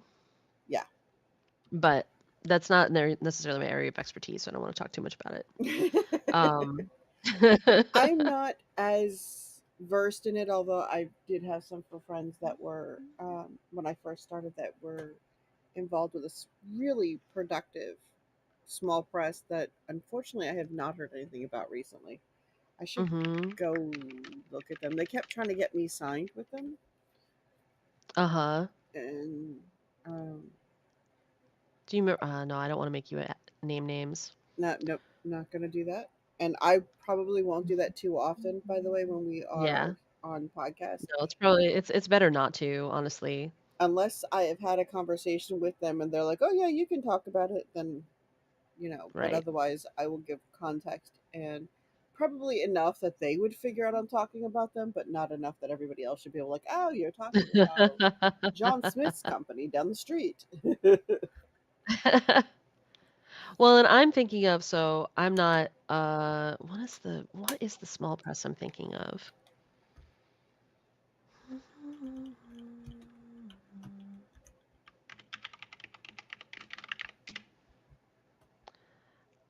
There's a small press that a bunch of people that I knew, at least for a while, were publishing with, but they definitely considered themselves indie writers. Really, John? And we also could get into like, because technically the word indie can be a little difficult to use, like, because for instance my publisher is an independent publisher, but they're mid-sized.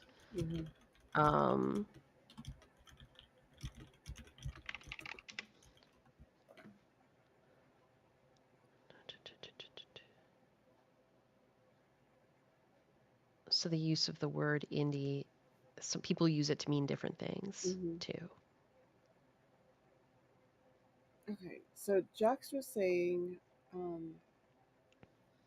that there's a group trying to set up a project for Pride next year that wanted to do a dramatic reading of one of her novellas, but for some reason, after contacting their publisher, they just got a no. And absolutely, Right. she would have done that. Yeah. Did they tell you why no? 'Cause that to me sounds like it's exactly the perfect thing. Especially if it's, dramatic. I mean, that's promotion, and that's promotion to the people who are going to want to read your books anyway. What is their problem? Sorry, the marketer in me. There might be, the only thing I can think of, but this is obviously coming from the traditional publishing arena, is that a dramatic reading might be considered in the same category as like an adaptive work, like a I don't know if something like that, like a dramatic reading where there's like a cast and they're like reading the whole book, that could be considered kind of in the same category as like an adaptation, like obviously it's not the same because it's a one-time event, I guess, but maybe like is it that much different than a stage adaptation of a book?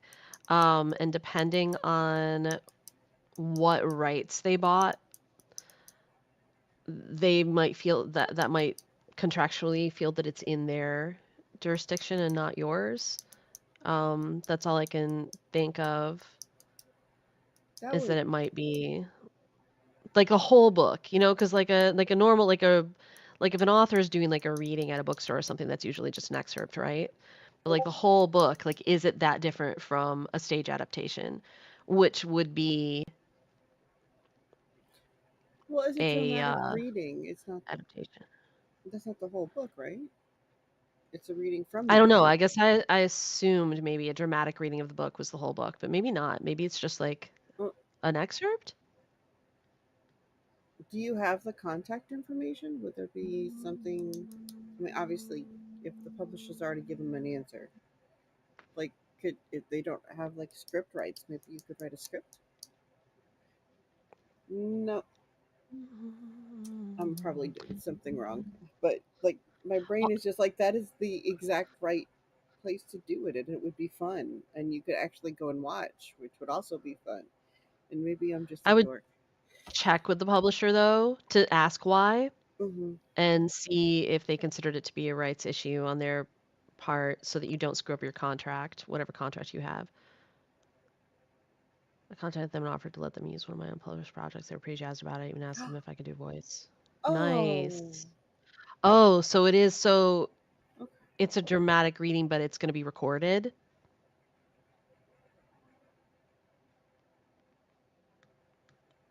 In which case that Yeah. would be the same as, like, that would be in the same category as like Yeah. an audiobook or like a film or TV or stage adaptation. It could be a rights issue depending on what you'd have to look at your contract though, Juxtapositor. That is awesome, Jux. I am so glad that you found a solution for it, and I am so glad that they are happy with Yeah. it, and I am so, so thrilled that you're going to be able to do the thing. That's always exciting when people come looking for our stuff. Yeah, for sure. I say as though that's ever happened to me, but perhaps one day. It will. I have zero doubt it's going to. So, are they recording the project and releasing it somewhere? Is this something that we will be able to support you with? Celebrate. Wait. No. Wrong person. Sorry. I keep forgetting. I do not mean to. I get excited for you. I am sorry. Wait. Jex keeps everything separate. Got it. So, for me, Understood. and it came out before I had a moment to think and realized that that would just be overstepping. That's not the goal. Ever. Understood. Say no more. I've done that far too often, and Jax has been very patient with me. I am grateful for that. Well, I mean, your instincts are to support and share and help, and so I feel like probably Juxt also feels that you're always coming from a good place. You're always coming from a supportive place and wanting to help other writers. So, also this Especially part of the awesome people. conversation has passed by so long ago, but I finally found the name of the publisher I was trying to think of, where I knew a lot of people who had their work published with 9 Star Press for a while. I don't know, like, I don't know a lot about the publisher myself, but because they're an LGBT publisher specifically, they publish a lot of LGBT work from LGBTQ authors, and I feel like their stuff is mostly like adult fantasy and romance and stuff like that, but I can't even say that for sure. But I knew a bunch of people who were being published by them. They definitely considered themselves indie authors. Now, they might have thought that because, or they might have used that term because it's an indie press. And that's where I think like sometimes the words we all use can end up being a little confusing, but Yeah, I don't think we're really going to be able to clear that up either, even after a Like podcast and a little bit ever. of I don't research. think ever. Oh, Because people are going to continue to use the terms that make sense to them, and Mhm. even if they conflict. 100%. Yeah. That's how language works. So, Yeah. and I, Language you is know, modular. Yeah. Yeah. okay, I need to, if I'm going to seriously consider taking my medicine, I need to grab food real quick. So I will be right back. We are in ads anyway on my end.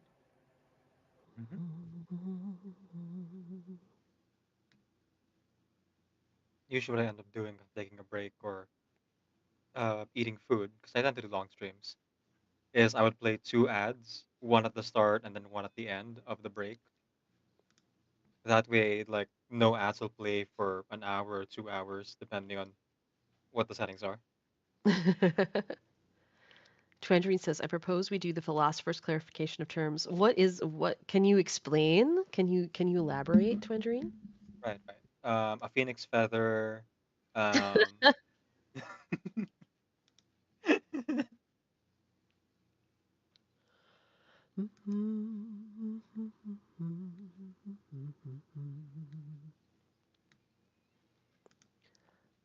Propose a category of strong indie and a category of weak indie. I feel like because strong and weak sound so are such value words, then maybe that's not gonna I feel like whoever's weak indie will take that amiss. Whoever we determine right, as I weak would indie. say the first one and the third one are strong indie. The second and then fourth and fifth are weak indie. Um, I vote for though Like we're AI just like Harrison Ford I feel like indie we're just is also weak indie. asking. I feel like we're just asking for like flame wars in our YouTube comments. We start doing something like that.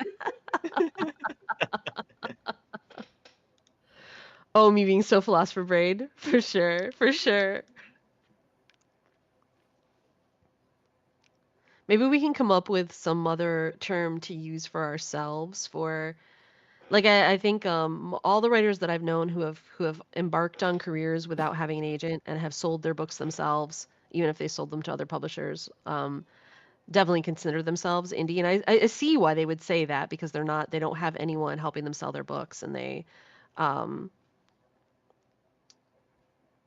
but I also can see why that's like from the standpoint of someone who's self-published, why That's that feels very different. that's a very independent representation for sure, and should absolutely be recognized somehow. But for those of us who are writing, contracting our editors, contracting our cover designers, hopefully, if you're smarter than I was when I started, because you should be smarter than I was when I started, um, there's going to be a big theme of don't make my mistakes in our podcast. I mean, I feel like that's a theme. I'll have those things too. We made these mistakes so you don't have to, friends. And please don't. And please, we're begging you not to. That's why we're Yeah. doing this. I wonder if here's a okay. I don't want to start a whole new controversy. But Lady writes, someone like you who is not just selling your own work on your own and negotiating your own contracts and so on and so forth, but is also doing all of that stuff that is publishing. Are you guys just publishers? Yes. So you're publishers. Yes. So maybe here's the difference. Maybe you're publishers and maybe you're indie publishers and they're indie writers. I don't know. Well, we're all okay. The way I was taught from early on by more experienced authors that had decided to go indie Uh-huh. Was you're an author once you're published, once your book is live. You know, you're not just a Right. writer. A writer is your hobbyist. While you're just creating and dawdling away and having a good time, filling your time writing, you're writing. When you get published, you're an author. When you are the Okay. one in Okay. control of everything, you are the head, you are the company head, the CEO, the business owner, which, by the way, was not taught to me.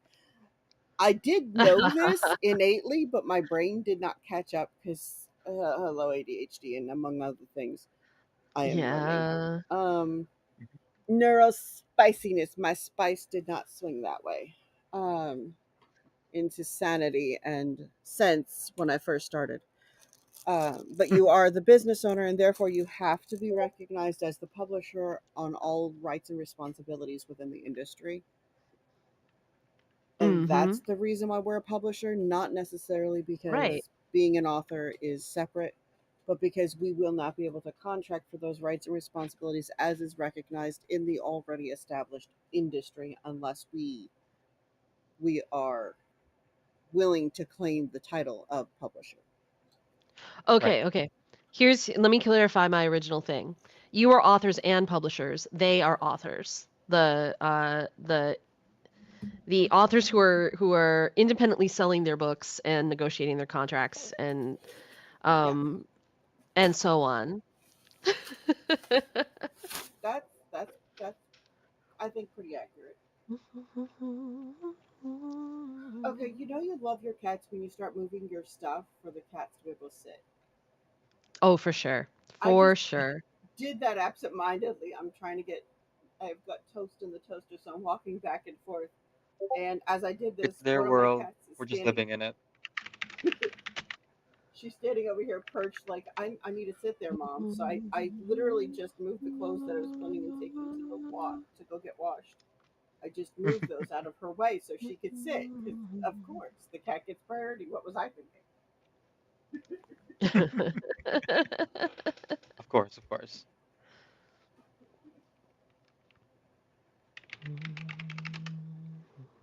thinking?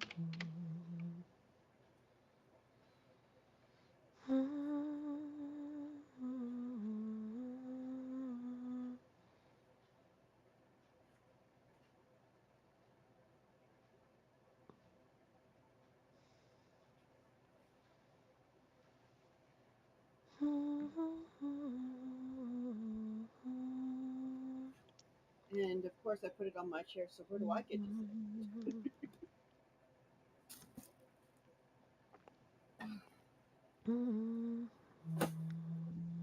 I can't wait so we can get into the position where we have got a bigger house so that the cats can actually have their own room and stretch out and do all the fun things.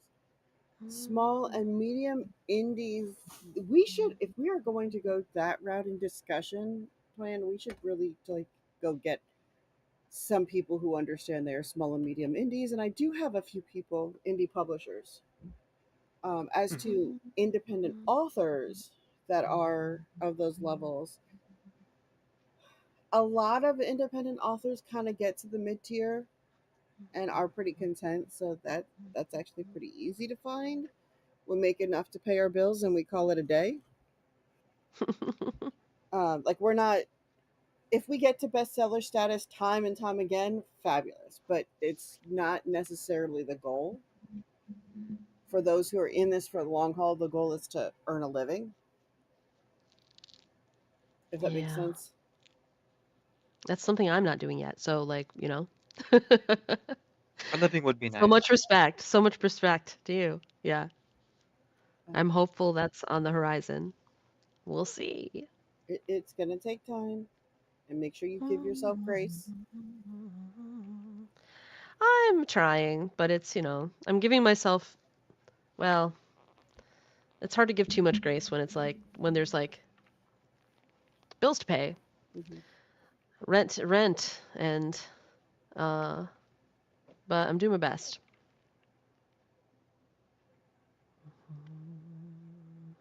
And this is good. You've got your Twitch, and you've got other things you're doing. I do. There needs to be more, but I've been steadily looking for more for the past few years and really have not come up with not had anything pan out. So,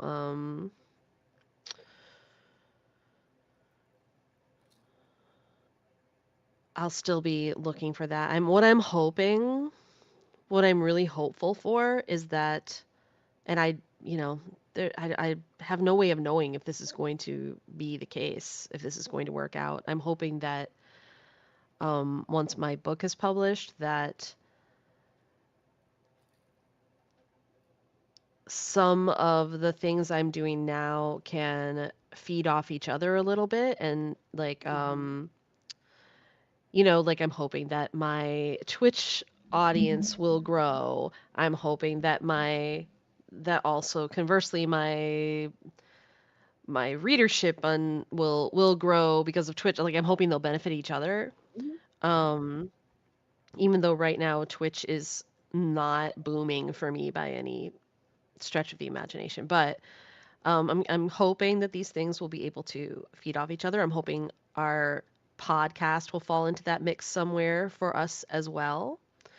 At some point, that could take some time too, obviously, but I'm hoping that podcast audience will bleed over into book audiences will bleed over into podcast audiences, and so forth. That these things can benefit each other, right? I am working on making sure that I know. I'm not having us sit here and sacrifice our time. No, I know. I know that I actually really appreciate that you are like in it for the long haul to make it work. And that'll help me stay focused as well. And I'm even hoping, and this is the wildest of the hopes, that the stuff I do with teaching, like obviously not like specifically voice teaching, but I'm hoping that my experience teaching can end up growing into other areas as more people know who I am and might be looking for such things from me.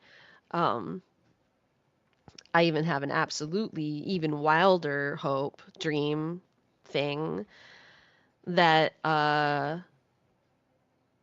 some of the stuff that I used to do, like the teen opera workshop, not the way that it was, but that there are aspects of that could end up being brought back to life with me having more notoriety overall, and without talking about it too much, there's definitely like connection in one of the books to that, and really in a couple of them if I think about it. And because I'm not very good at splitting myself up into compartments, I'm not good at compartmentalizing my life. I am kind of like a whole artist person where I like want to do all these different things and somehow bring them together into like some kind of satisfying thing that lives together in harmony, and works together and supports all the aspects of it, support each other, kind of like, I don't know. I feel like I'm just kind of rambling at this point, but I have hopes that all the stuff that I'm doing can help me become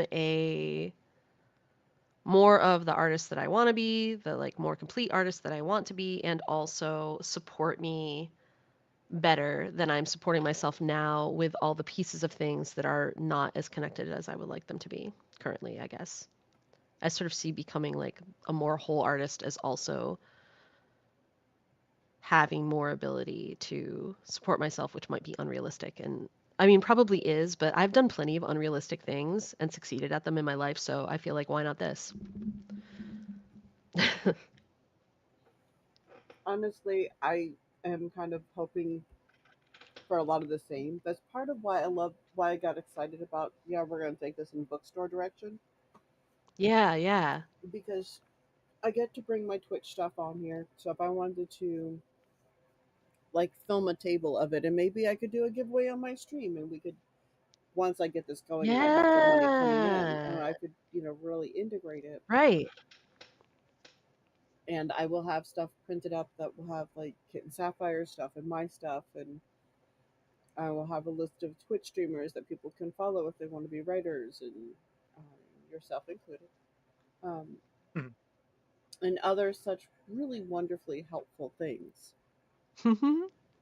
You know, and then because I, like you, do not do the it has to all be independent thing. People tell me that is the most professional, and that's another warning, by the way, on the podcast. I cannot promise that I my just process is can't. everybody else's process.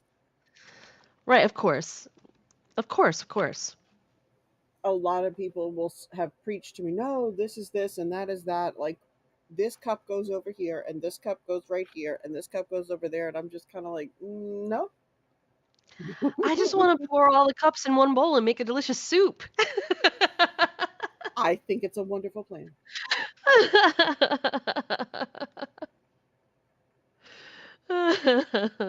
What the heck? I am subscribed, you dorks. I've already paid you money. Sorry. No, I feel that. I am part of the international, what is it? International Association of Professional Writers and Editors. And somehow they have disconnected on the site. They've disconnected my dues Oh. from Oh, my geez. from my benefits. I would like to know how they managed that, but they did. Up I'm until gonna have to now, think it was about not a thing, but now it's suddenly a thing.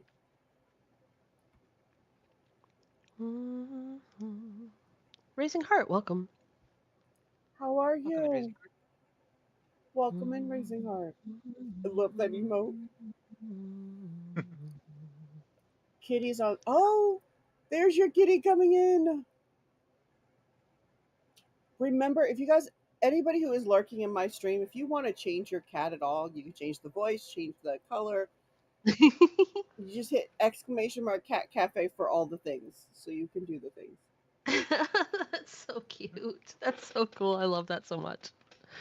I asked them if they could throw it. I asked the developer if there was a chance they could do something like throw a toy in there for us, or let us throw toys in. Let the chat like be able to throw a ball and have the kitties chase it.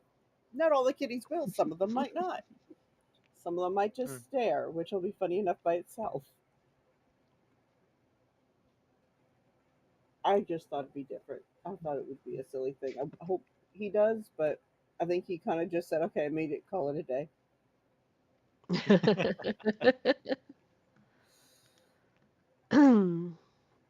Oh, eventually I'm gonna have to decide. There's like you talking about like organization. I just suddenly thought, oh, there's like societies and organizations that eventually I'm gonna have to decide if I want to join. And then never mind the Writers Guild. Right now I don't have money for any of it, so it's an easy decision. But Right. If in the short term, you could join a Twitch team. For example, there's a writing one I know about called the Twitch Creator Club. Co-working and coding. Um, it doesn't like do all that much to be honest, but it does lead to raids from other like creatives. Mm-hmm. yeah, I've I'm on the never been team. invited to join a Twitch team, so I Well, actually, there we'll is see one what team happens that one would day. love to have you, but you don't write often enough. I I don't write couldn't often enough justify for it. that team. I know the team. I know the team you mean. I am on the Twitch creators encoder co-working encoders thing, IRL. I am in the Twitch Discord for that. I can absolutely add you. It was not an invitation; it was a request. Ah, I see. I see. I tried to join the like one of the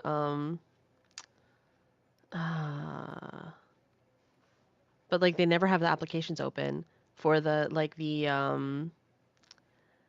I don't know, there's like a thing for LGBTQ streamers and stuff. Mm-hmm. It's not the same as a team. It's like a different thing. But like the applications are always closed. I've never been able to apply. I can't remember Every what it is. Another writer that I met on Twitch talked about it at one point. But I might have blue sky you a lead for paid work. interesting. We'll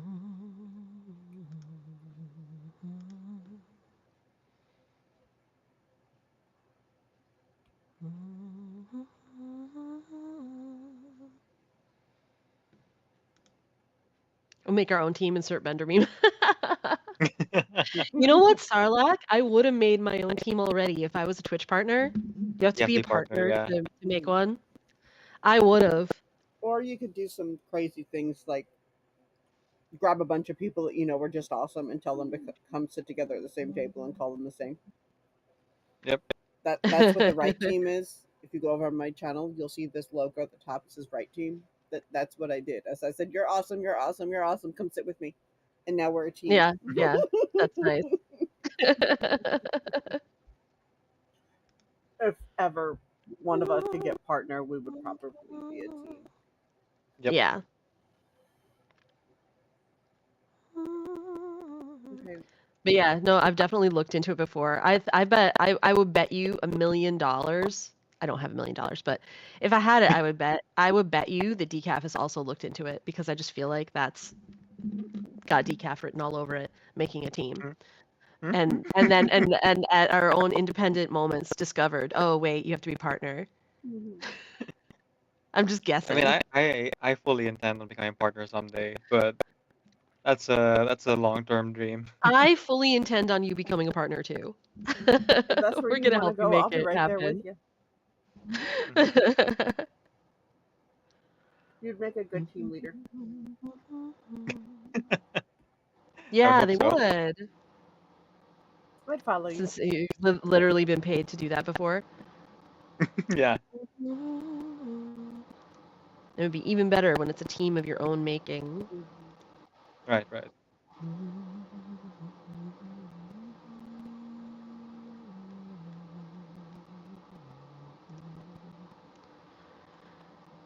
Just looked at my partnered streamer's friend, thinking maybe they're in a team with a game studio. Didn't think they'd be able to convince them. Yeah.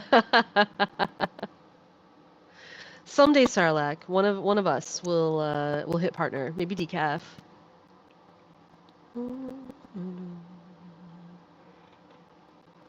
And then who knows what we'll all do. One other thing that a partner could do is they could fund a team and hand that team over to somebody else, or they can found a team and hand it over to someone else. Interesting. That is the other option. Like, an actual partner who's already partner just starts a team, and then they hand the ownership Like the over to an affiliate. I think. Yeah. Got it. Interesting. But like, finding that partner in the first place. Right. Right. I love how I feel like. Sorry, go on. No, you go on. No, I was whining. Go for it. I was just gonna say I was thinking of the people that I personally know who are Twitch partners, and I feel like at this point, like that they've. I feel like they're in such different worlds than me now. Like in just a completely different world than I am now. So I feel like I gotta wait till my what am I gonna say? It's kind of like coming up with a group of authors, and by coming up I mean like rising in the industry kind of. It's like the difference between just like banding together with the people who are at your same place in their careers and attempting to make friends with people whose careers are further along than yours. And that second one is so stressful and doesn't usually go well. And I feel like the thing to do is you band together with the people whose careers are in the same place as yours, and you all rise up together and become a new generation. And then that's probably how it goes. Yeah. I get that. Like realistically speaking, if I really wanted to grow my audience, right, the thing to do would be to set up raid trains, which is doable, but not as fun for me as the other thing that's like second as effective, which is just collaborations. Yeah. Yeah. There's a reason why I'm always asking people, hey, do you want to play games together? Because that's fun. Right. Raid That is trains kind of fun. imply that you're like not gonna be there for that long. Yeah. No, collabs are definitely the fun way to go. And also I think that like most things, I feel like if you stick with a thing long enough, like you certainly do grow and your audience grows. And some people, it seems like, take off faster than others, like way faster or whatever. But I feel like anyone who sticks with a thing long enough will eventually succeed in like achieving their goals in that thing, whatever it is. So, To your point um, though, of oh, go ahead. You finish first. no. I think I was done. I think that was just hanging there. um, to your point of inviting people though, that reminds me. Because I've been trying to become like an official reverse 1999 content creator, right? Yeah. And Yeah. so I've been like pushing hard on finding more people to join the voice acting collabs. Yeah. Um, there was a moment where one of the streamers I was like asking, I thought they were like a smaller streamer. I thought they were a smaller They're streamer, so sure. But and I it invited turns them, out, hey, do you want to do voice acting collab? And I sent them all the details. I had contact them on Discord, and they like replied back and talked about it for a while. And then a week later, they collaborated with like a really big name YouTuber, like million subscriber YouTuber. and you're like, oh, And I was like, huh. huh. I don't think they're as small as maybe I thought they were.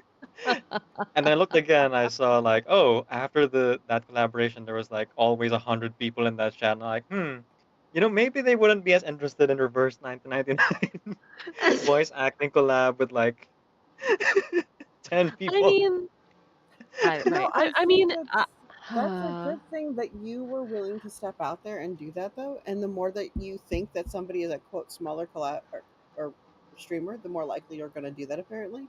So you should continue to Mhm. think that everybody's a small streamer so that you maybe will make the right connections and the right people are going to turn around and blow up your channel for you. It's a beautiful, wonderful thing. And you are great yeah, people. that's. Mhm. And they will realize that very quickly. I think if you find the right person who really like just wants to do it for the fun of the collab, Yeah. they won't have any problem with the idea that they're the ones bringing the bigger audience and maybe benefiting all the smaller like creators who are involved. And in fact might even enjoy that they can do that's something that they at their position now that they can offer. There's certainly bigger streamers who absolutely object to being rated or contacted or well directly contacted or who find it it feels like pressure to be friends with them somehow, like in a way that they don't feel comfortable with from like smaller streamers. Like I know there are big streamers like this because they talk about it. Mhm. What Tangerine, And don't hold your breath on that one. We'd miss you. right? um, I, and like so there are definitely people who find that objectionable, mhm. Mhm. but I feel like there's also people who don't and like don't think that way at all. So and you never know who's gonna be who. Sarlacc says, or offer a side service. I'll leave out the. I'm thinking video editing. Met quite a few big streamers that way, though often they do not mention me at all.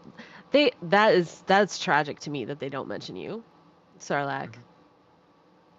I can't believe Mr. Um, Beast didn't credit Sarlacc for all the work that Sarlacc did.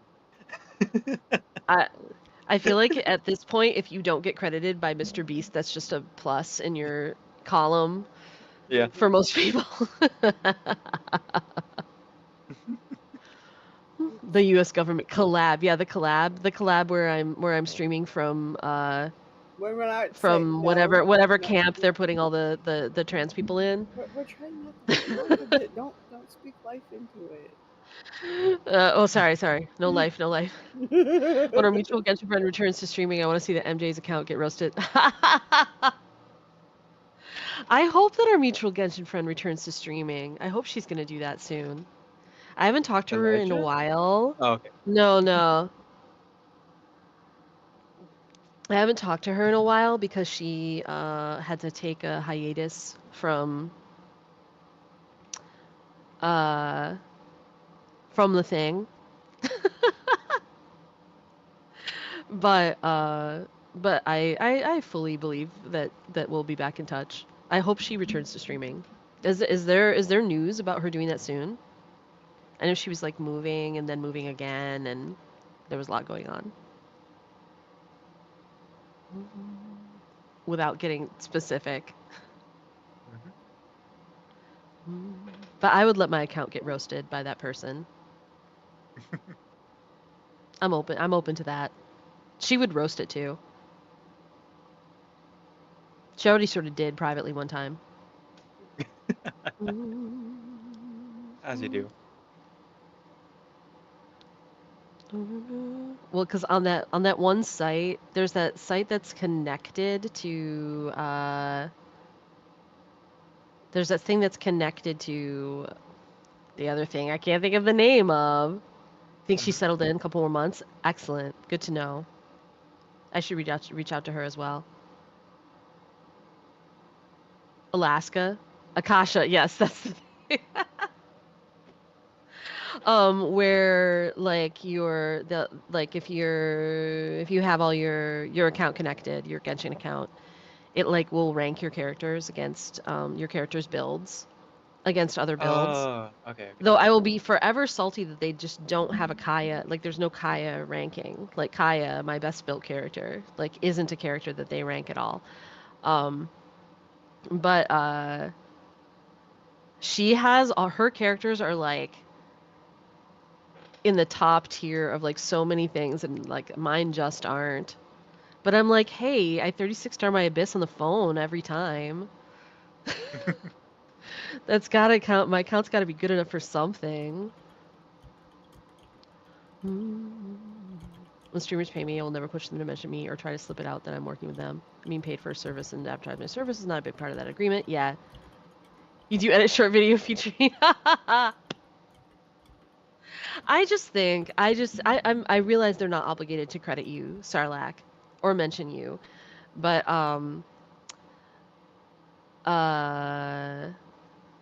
and then that's not something you would necessarily expect. However, I do think that if I was working with someone who could benefit from me crediting them and I don't credit them, I would feel like I should. Like I would feel like I should credit that person. If they could benefit from if I have a bigger platform and they could benefit by getting more work or whatever, I would do that. Milking that for the portfolio. Yeah, probably. Well, maybe Sarlacc does.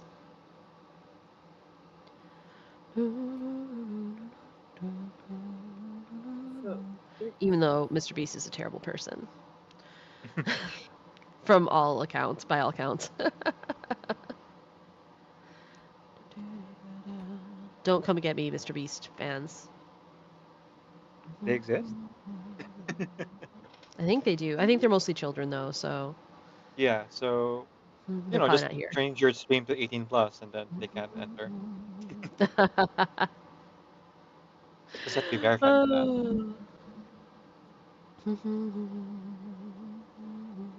that. Paid actors. Paid actors, yeah, maybe.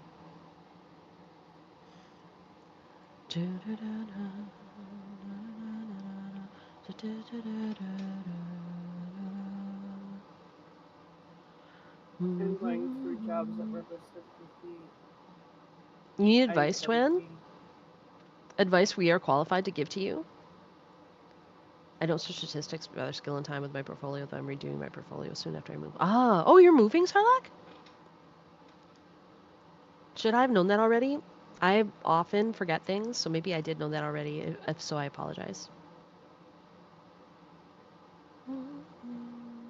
What should you have for breakfast? Well, I assumed that Sarlacc was just moving within his own country where he already lives. That's what I assumed. Right. Unlike other places, you don't have to like flee the country.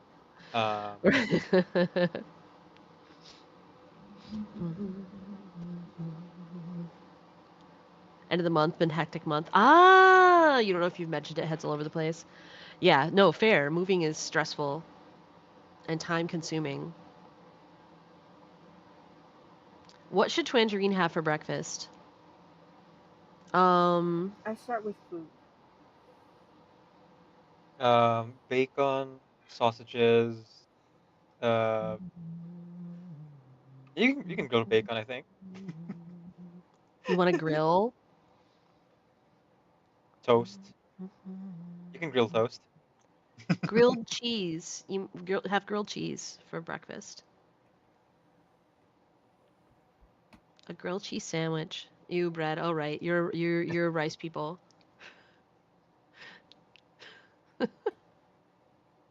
I like both bread and rice. Those are yummy.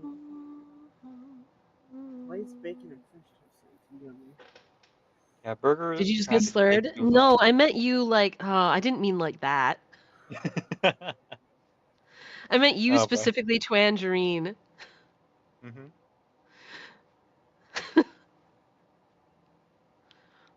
You are rice people. You're made of rice, Twan.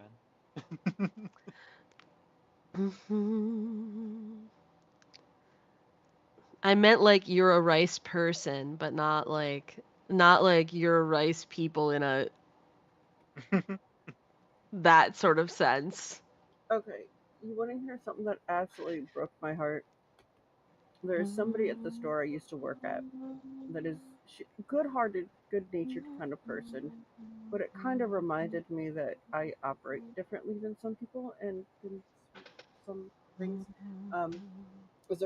My friend he was at work and we had a discussion about someone had accused another one of the coworkers of doing something that we know for a fact they wouldn't do because it's not in their DNA. And then the person the person they targeted also didn't do because they weren't there. But they said that they were just sitting over at the tea maker slinging flurs on a particular day. They weren't even at work that day. Nor is it, like I said, in who they are. So nobody really had the belief that they were doing this. But the problem is that the person who was reading this statement, this complaint, had to go over to the manager. So what's a slur?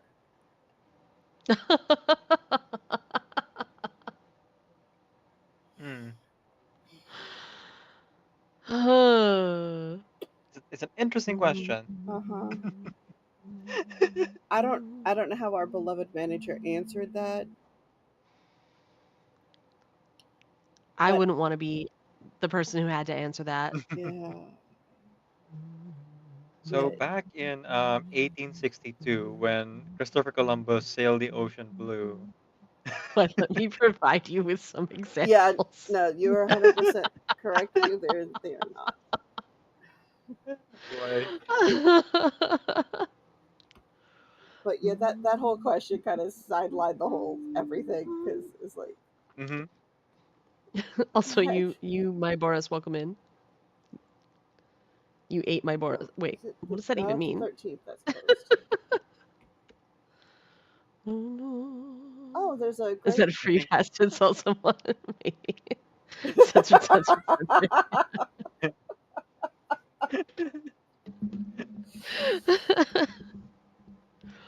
Oh wow, Sarlacc has improved the lighting in the auto sorter room. Nice. Nice. Oh. That means Decaf's playing Minecraft right now. Yeah, I'm done editing one of my videos. Oh, it's about that time, whether I want it to be or not. I usually would have edited 2 videos by now, but the conversation has been so nice. Yeah, it has been nice. Oh, you didn't? But also, You didn't, Sarlacc?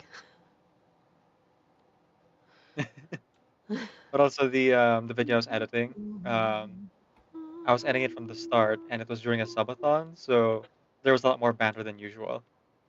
Ah, yes. Oh, maybe I just like only noticed there was new lights on the roof. I was gonna carpet the corners. We'll get into now. I also Or like didn't you don't because I have would. to right now. Actually, right now the server might be a little bit laggy for you because it's in Hong Kong for reasons. We could possibly all contribute to improving the lighting in the auto sorter so that people are less likely to. It's definitely. I think my understanding is it's not safe to AFK at the auto sorter. Nope.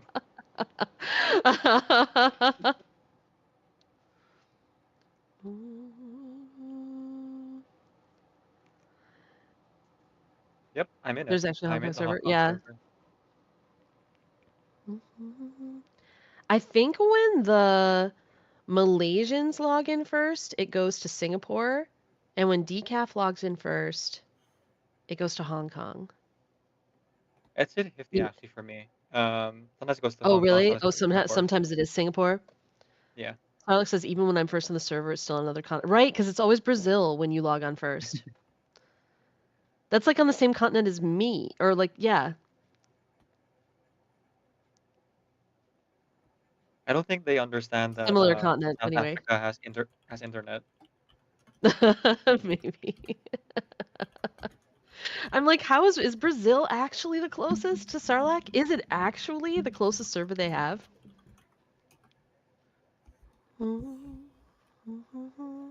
Fish, mammal meats, vegetables. Mammal meats. Yeah, no, not the same country, but like North and South America are like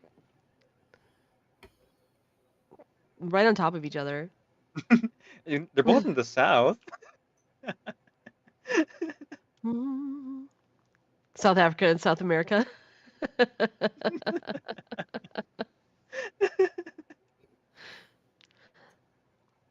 They both South America, South Africa, they're both SA, like they're basically the same place, right?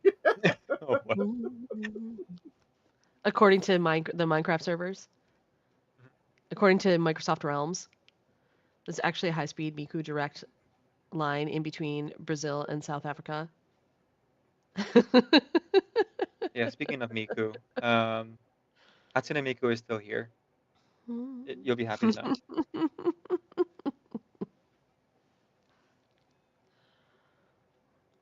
Miku personally in your Wi-Fi.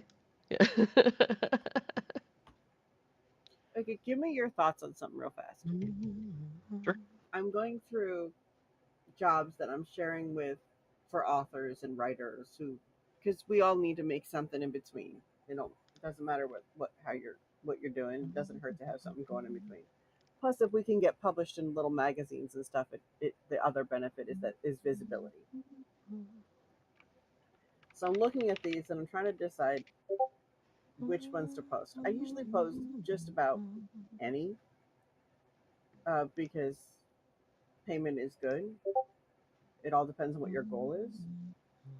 But I had somebody turn around to me, somebody who is not nearly as published as some, and I will say more published than others. Certain podcasts, you know. They were telling me how they were too experienced for some of the jobs that I was sharing because it didn't pay enough. I guess, like, time-wise? Should I, huh? If they're like, if they would spend more time than what they would get paid for another piece of work, I guess that makes sense. I'm just trying to figure out whether I should bother keep continuing to share them. To be honest with you, if people feel like they're not like lucrative enough opportunities or whatever. Like, I don't think there'll be any help if they're just not going to use them. But at the same time, I also know that one of the biggest obstacles that we all face in this industry is visibility.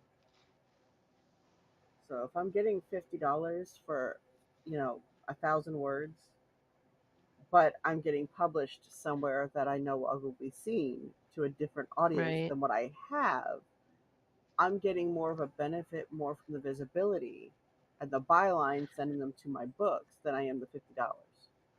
I would say that the opportunities are still worth talking about, mainly because probably some variables for different writers, depending on who it is like how fast can they write 1,000 words? You know what I mean? Like, if you're gonna spend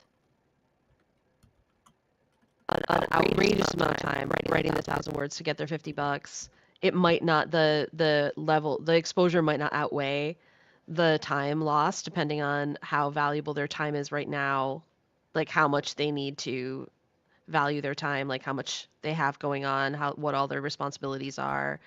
So like, but a faster writer might be like, I can easily pop off like 1,000 words for $50. It doesn't like that's not a burden, and I get the exposure. So that could be like even some of the difference in like your perspective on it and another writer. Like I know I'm a way slower writer than you are. So like I would have to consider a lot longer whether I could afford to spend a certain amount of time for a certain amount of money, depending on the other stuff that I had on my plate. But if I was a faster writer like you, I might be like, oh yeah, because that's nothing. I can do that in like an hour. You know, so no big deal. And then the benefits that are obviously there, but sometimes maybe can't outweigh like I need to make. It's going to take you an hour. It's going to take me like 2 days, you know? Well, to answer your question in a more direct way, I think So that could be.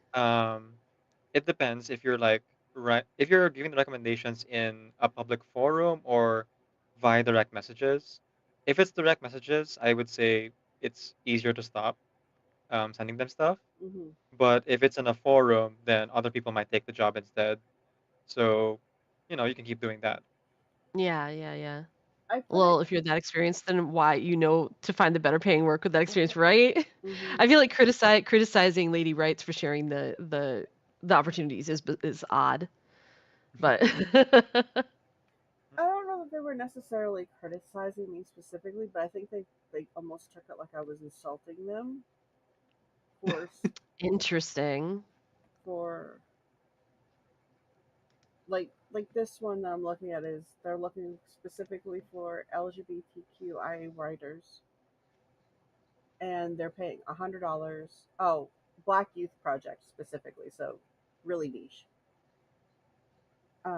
Which means that they don't have the hugest audience in the first place. But if you're in this niche, then that's an exposure to people that would not necessarily find your stuff because it's buried away from them elsewhere, trying to be marketed to the bigger audience instead of perhaps even this niche audience. Well, and I mean, I can think of people in that niche who could use that $100. You know, and if they're fast enough writers, if they work fast enough to be able to like manage that, like absolutely. People valuing their time more or less than others. I don't think it's that their time is actually more or less valuable in a capitalist sense, like a strictly capitalist sense, but more like, I guess I can only evaluate it from my own perspective, where I'm like, it'll take. It's not that my time is inherently has any value, but it has value to me in terms of how much I know I need to be able to get done in a limited period of time, and somehow also pay my bills, and I have to like constantly try to do math to make that work out so that there's enough time to do this stuff to pay my bills, which currently I'm not doing, by the way. I am not making enough to pay my bills right now. So like, but I also feel like I don't have a lot of excess time because of like current contractual obligations and other things. So it's like,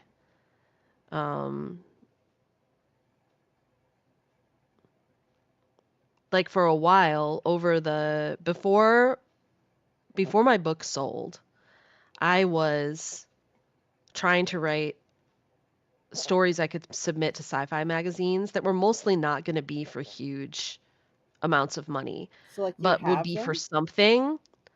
What? So you have some?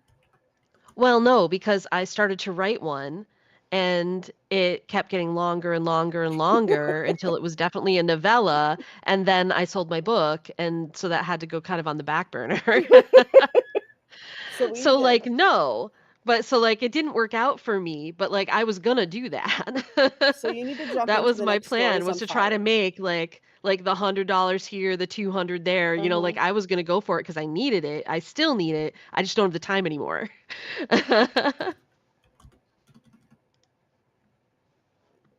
Oh, Twin, thank you so much for the gift sub to Zaria. Thank you, thank you, thank you. You're so kind. You forgot to do the Anon.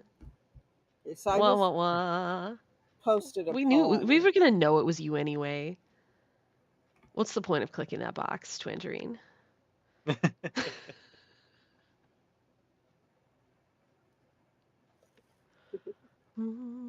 I just posted a poem. Are you in my right Team Central Discord?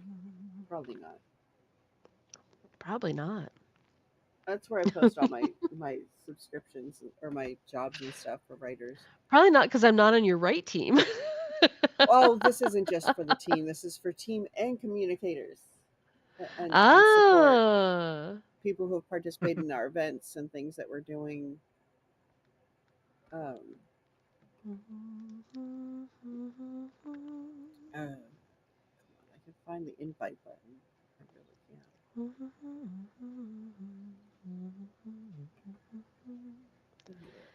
Vapor article doesn't care about the time you put in, just fine. Well, right. But like for you yourself, you might need to be able to write it fast, is what I'm saying, Zaria, for the payment that you're gonna get for it. Like I like genuinely cannot afford to spend hours and hours and hours and hours on something that I'm going to get a very small amount of money for. I have to try to use that hours. I need to be using those hours to make more than that because of my own financial situation. That's the thing. It's not about quickness for the outlet. It's for quickness for managing your own time and how you need to use that time in order to be able to survive.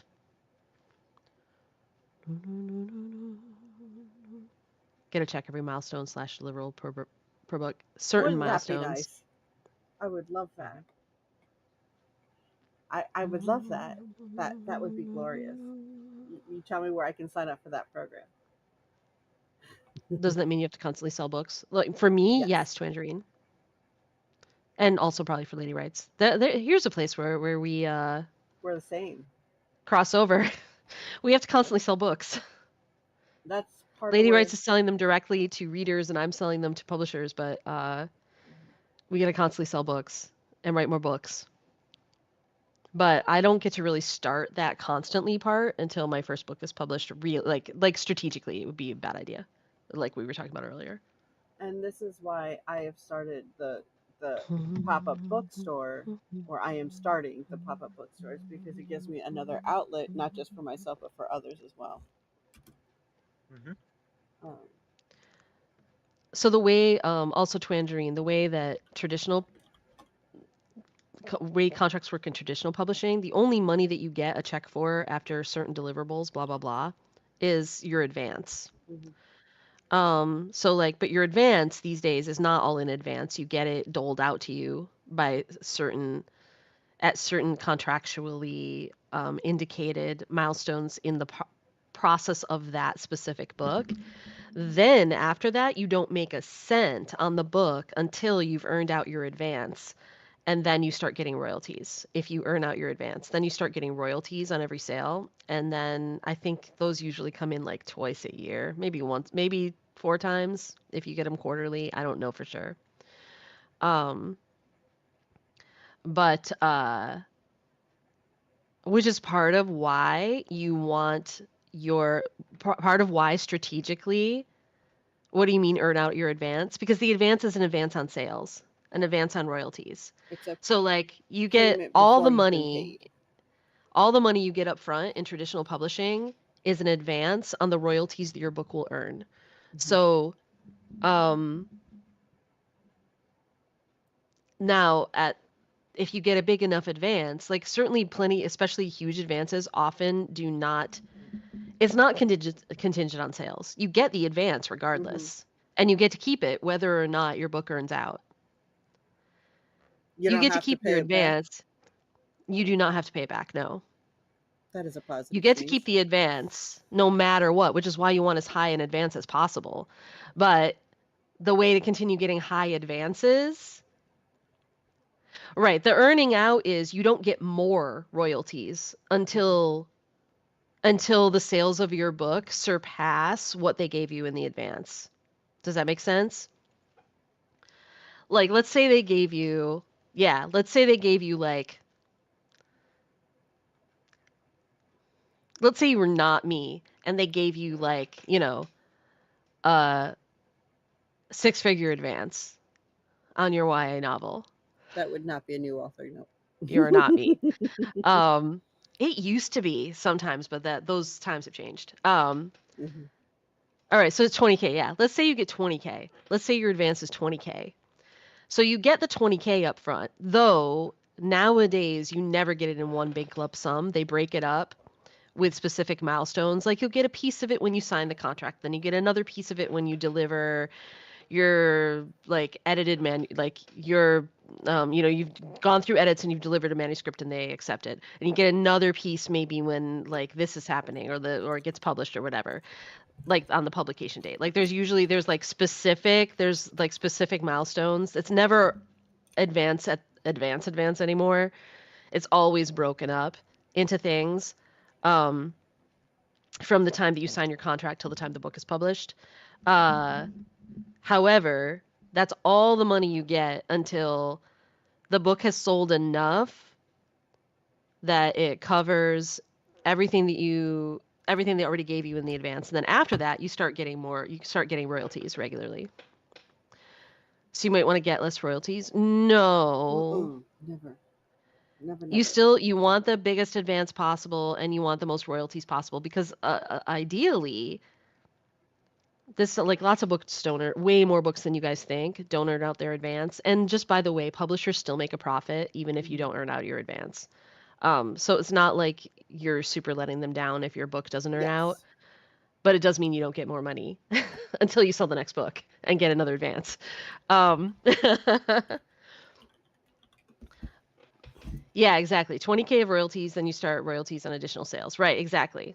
Whereas if you're me, you get the royalties after that, but you want those royalties you want to get good royalties. Now, royalty rates are pretty standard across the industry. So there's not going to be a lot of variation in how much you get, what your percentage is. But you want that to be a good percentage because ideally your book is going to sell for a long time and going to continue to sell. And the more books you publish, the more your back catalog will sell. So ideally that book is going to continue earning you money for like your lifetime as an author. That's what you want.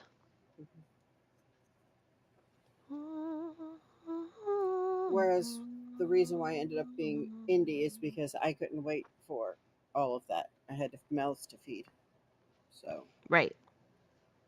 I needed to be getting paid right away, and I got a higher rate.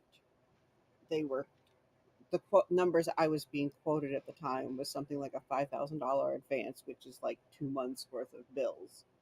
Right. And then like 6% on the high end is what I was told. I was told be getting 3% of royalties once I hit an advance. And I don't know, if you're raising 2 kids and trying to pay your bills, somehow that doesn't last very long. Weird. That's really crazy. Those being sarcastic for anyone who can't tell. Yeah. And raising tiny humans is expensive. They're amazing though. And one of them is currently like the greatest artist I have ever seen. I might honestly be a little bit biased. That's awesome. That's beautiful. Cite me on that. But she really is very, very good. Like incredibly good.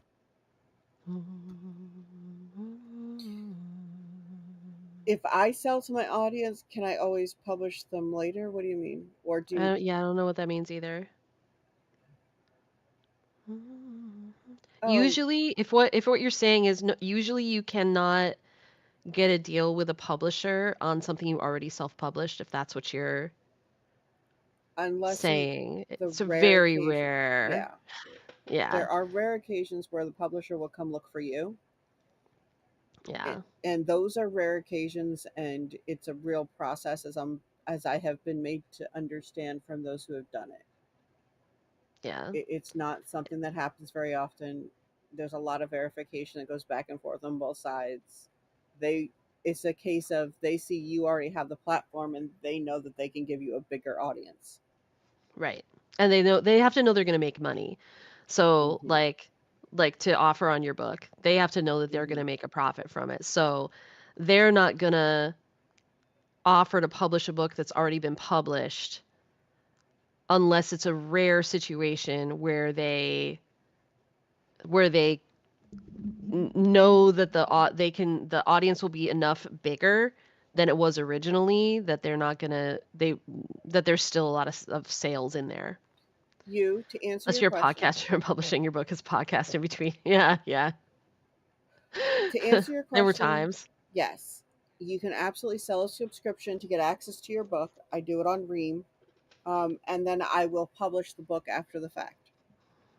That is the advantage to being indie. Now, if you are publishing your book on a subscription platform and somebody is paying for that, are you going to be able to shop that to a publisher? Best chance of doing that is minimal. You're not likely to get a publisher to take that on if you're trying to go the traditional route after you have had it on a subscription site. Even if it wasn't in book format but in episodic format, they're just not likely to take it. Because from their perspective, a whole bunch of people already bought it. So they're not going to buy it again. So there's like a huge part of the market that's already of like would be the market for that book that's already like not available to them. That's how they think of it. I see that you've created a wonderful book here on AO3, and I want to go ahead and publish you. To Zaria's question, would they be able to take on the publisher role if you're looking to get it published in other languages? Yes. And I actually do know of some self-published authors who have worked with agents specifically to sell foreign rights and other rights. Usually it's really hard, really, really difficult to get published in another language without going through an agent. Because you need to have someone, unless you personally have the contacts with publishers in other countries, the amount of sales you're going to be able to make versus the amount of time you would have to spend attempting to do that on your own is astronomical compared to like selling your book in English yourself, like, or in your language. Okay. So I'm going to blow you away with some information. You got some foreign rights deals on your own? There are companies that will teach you exactly how to negotiate those foreign rights deals. If you were going to go on a broader platform with a more traditional format, but as an indie, there's ways of doing it. There are also ways for an indie to just get into those markets and sell like mad. Most of the indies that I know who have done that like ended up like getting some help, like getting some but it sounds like Katrina maybe knows of some people who just did it them all by themselves without contracting with anyone to help them I know get in touch with those. I know a 10-figure author, 11-figure author that is specifically that number, because what they did was translate their work. They produced one book. They hired the translators. Initially they screwed something up real bad and almost lost everything. But once they learned their lesson,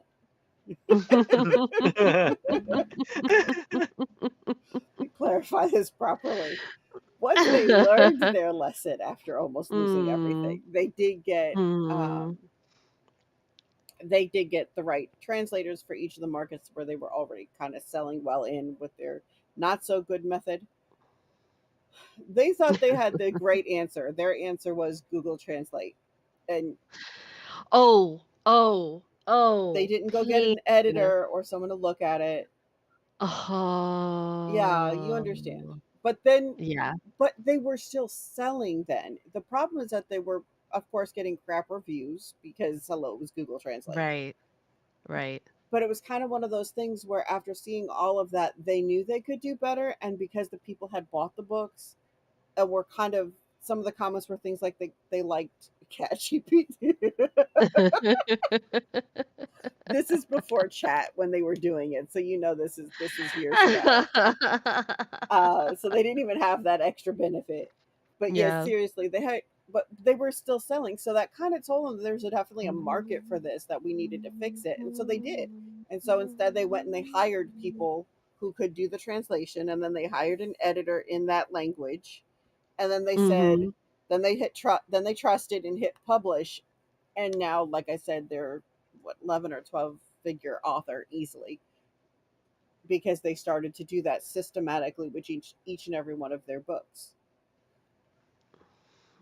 So, and that's Foreign right. just straight indie. That's not even like they're selling. That's just Mm-hmm. straight going up on Amazon in their case. We're not even talking about like someone who took the time to really dive into the deep market. So it can be done.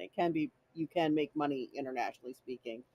We, even without selling your rights gets you a different platform. It gets you, or contracting your rights, I guess would be more accurate, because there's a Yeah, real more process. contracting rights, yeah. Uh, Giving the like mm-hmm. licensing your work for translation and printing and distribution in another market outside of your own. Um and even in like traditional publishing, there's a lot of variation in how that's going to happen. Like I don't want to get too much into my own contract, but it's public knowledge that my publisher bought world rights. So it'll be my publisher going out to foreign markets. We kept other rights, but that was not one we could negotiate away. Um, but a lot of times your agent will try to negotiate that away so that you keep the world rights. And like for instance, my agency has their own team that they work with specifically for foreign rights, who like have like incredibly strong contacts at all the worldwide, with publishers worldwide. And they so if we had kept world rights, it would be those people going out and trying to sell like each of like to those markets. um in which case I would get a new deal with each time it's sold somewhere. Like I would get a new advance and a new whatever the deal was for that. Um like there's all sorts of rights that go with a book, and each time you license those rights to something, to someone, you have a new deal. Um Zaria has a question. Tangerine says, but I didn't see the question. What author Oh, I are guess was you? can I ask you about an author? But then they never said who the author was, so I didn't know how to answer it. And what you think if they were like, yes, you can ask? Is that the question? Like you don't ever have to ask if you can ask. I don't Can I know ask that you a author. question? Oh, I do. But Katrina does, so there you go. Well, I know a little bit. I've only read some short stories.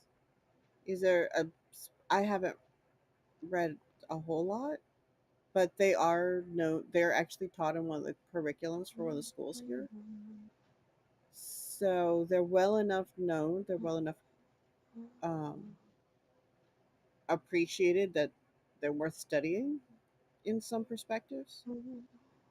As far as I'm concerned, I for what I remember, I enjoyed the short story, but at the moment, my brain is so fried. I have no idea how I've been able to continue to hold a coherent conversation. Um, so I can't tell you which specific story it was that I read. Or even what you thought about it, probably. I know I enjoyed it. I have the very distinct ADHD feeling of it was good. That's it. Okay. The Yeah, Alchemist. That makes sense. I haven't read that. I haven't read that, Zaria. Mm-hmm.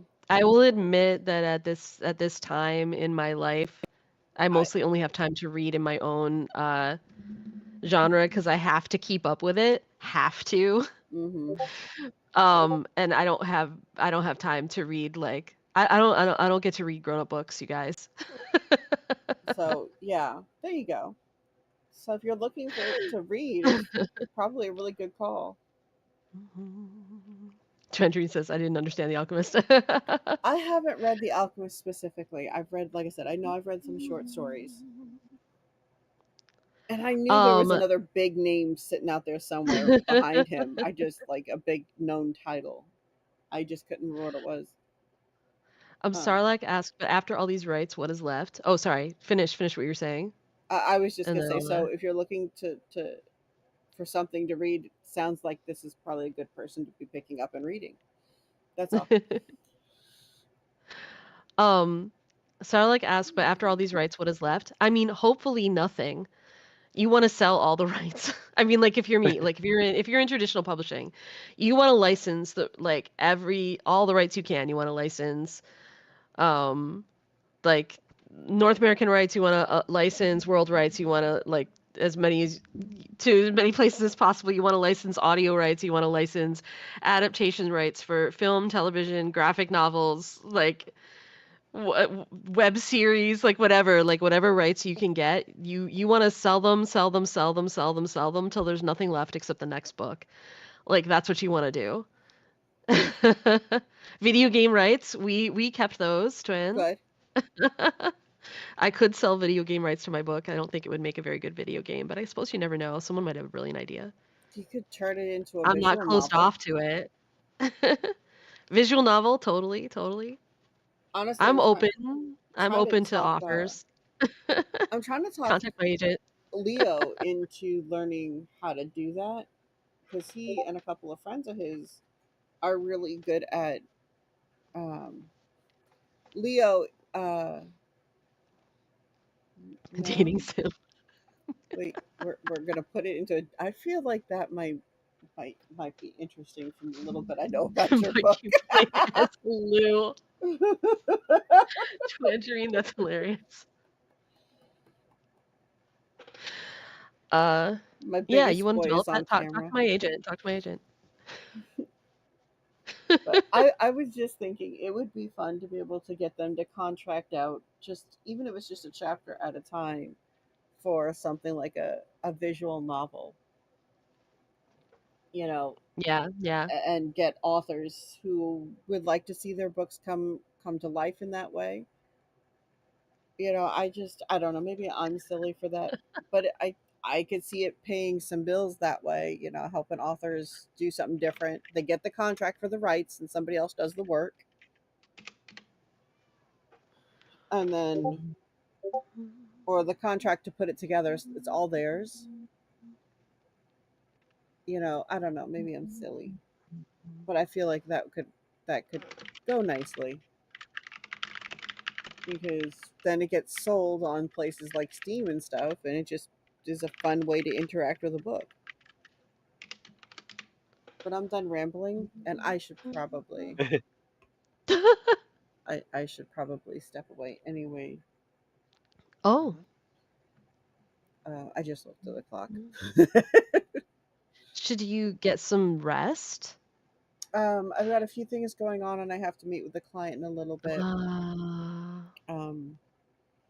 I've got like 2 more slots open, but I want to do a good job for the slot I've got filled right now. So yeah. Katrina, you're a star. Not yet. You are in my eyes. Well, thank you. I am certainly trying. So I am going to bow out of the VC chat. It's been great to talk to you. Please go best as you go about the rest of your day. I hope you can get some rest eventually. Well, thank you, Mom J. It's been fun. Oh, thank you, Decaf. Yeah, here are the links to all of Lady Wright's book online that you can find. You can also click on the heart top of the chat and give Lady Wrights a follow if you want. It's been 2 hours since I last did that, so I can do it again. Ah, excellent. Yes, please do. Thank you, guys. And I'm gonna jump out over here. And I want to say thank you to everybody on my stream. Thank you for being here. Thank you for jumping in with the cats. Thank you for being your awesome selves, for being a part of all the things. I love you guys. I am grateful for you being here when I came back after all of another week off from migraines. They're so much fun. I will be back tomorrow, assuming nothing blows up between now and then. There is a lot of other stuff going on, so that might legitimately happen. Maybe I'll tell you guys more about it tomorrow. I love you. I am grateful for you. Be well. Take good care of you. And I will see you in the next one.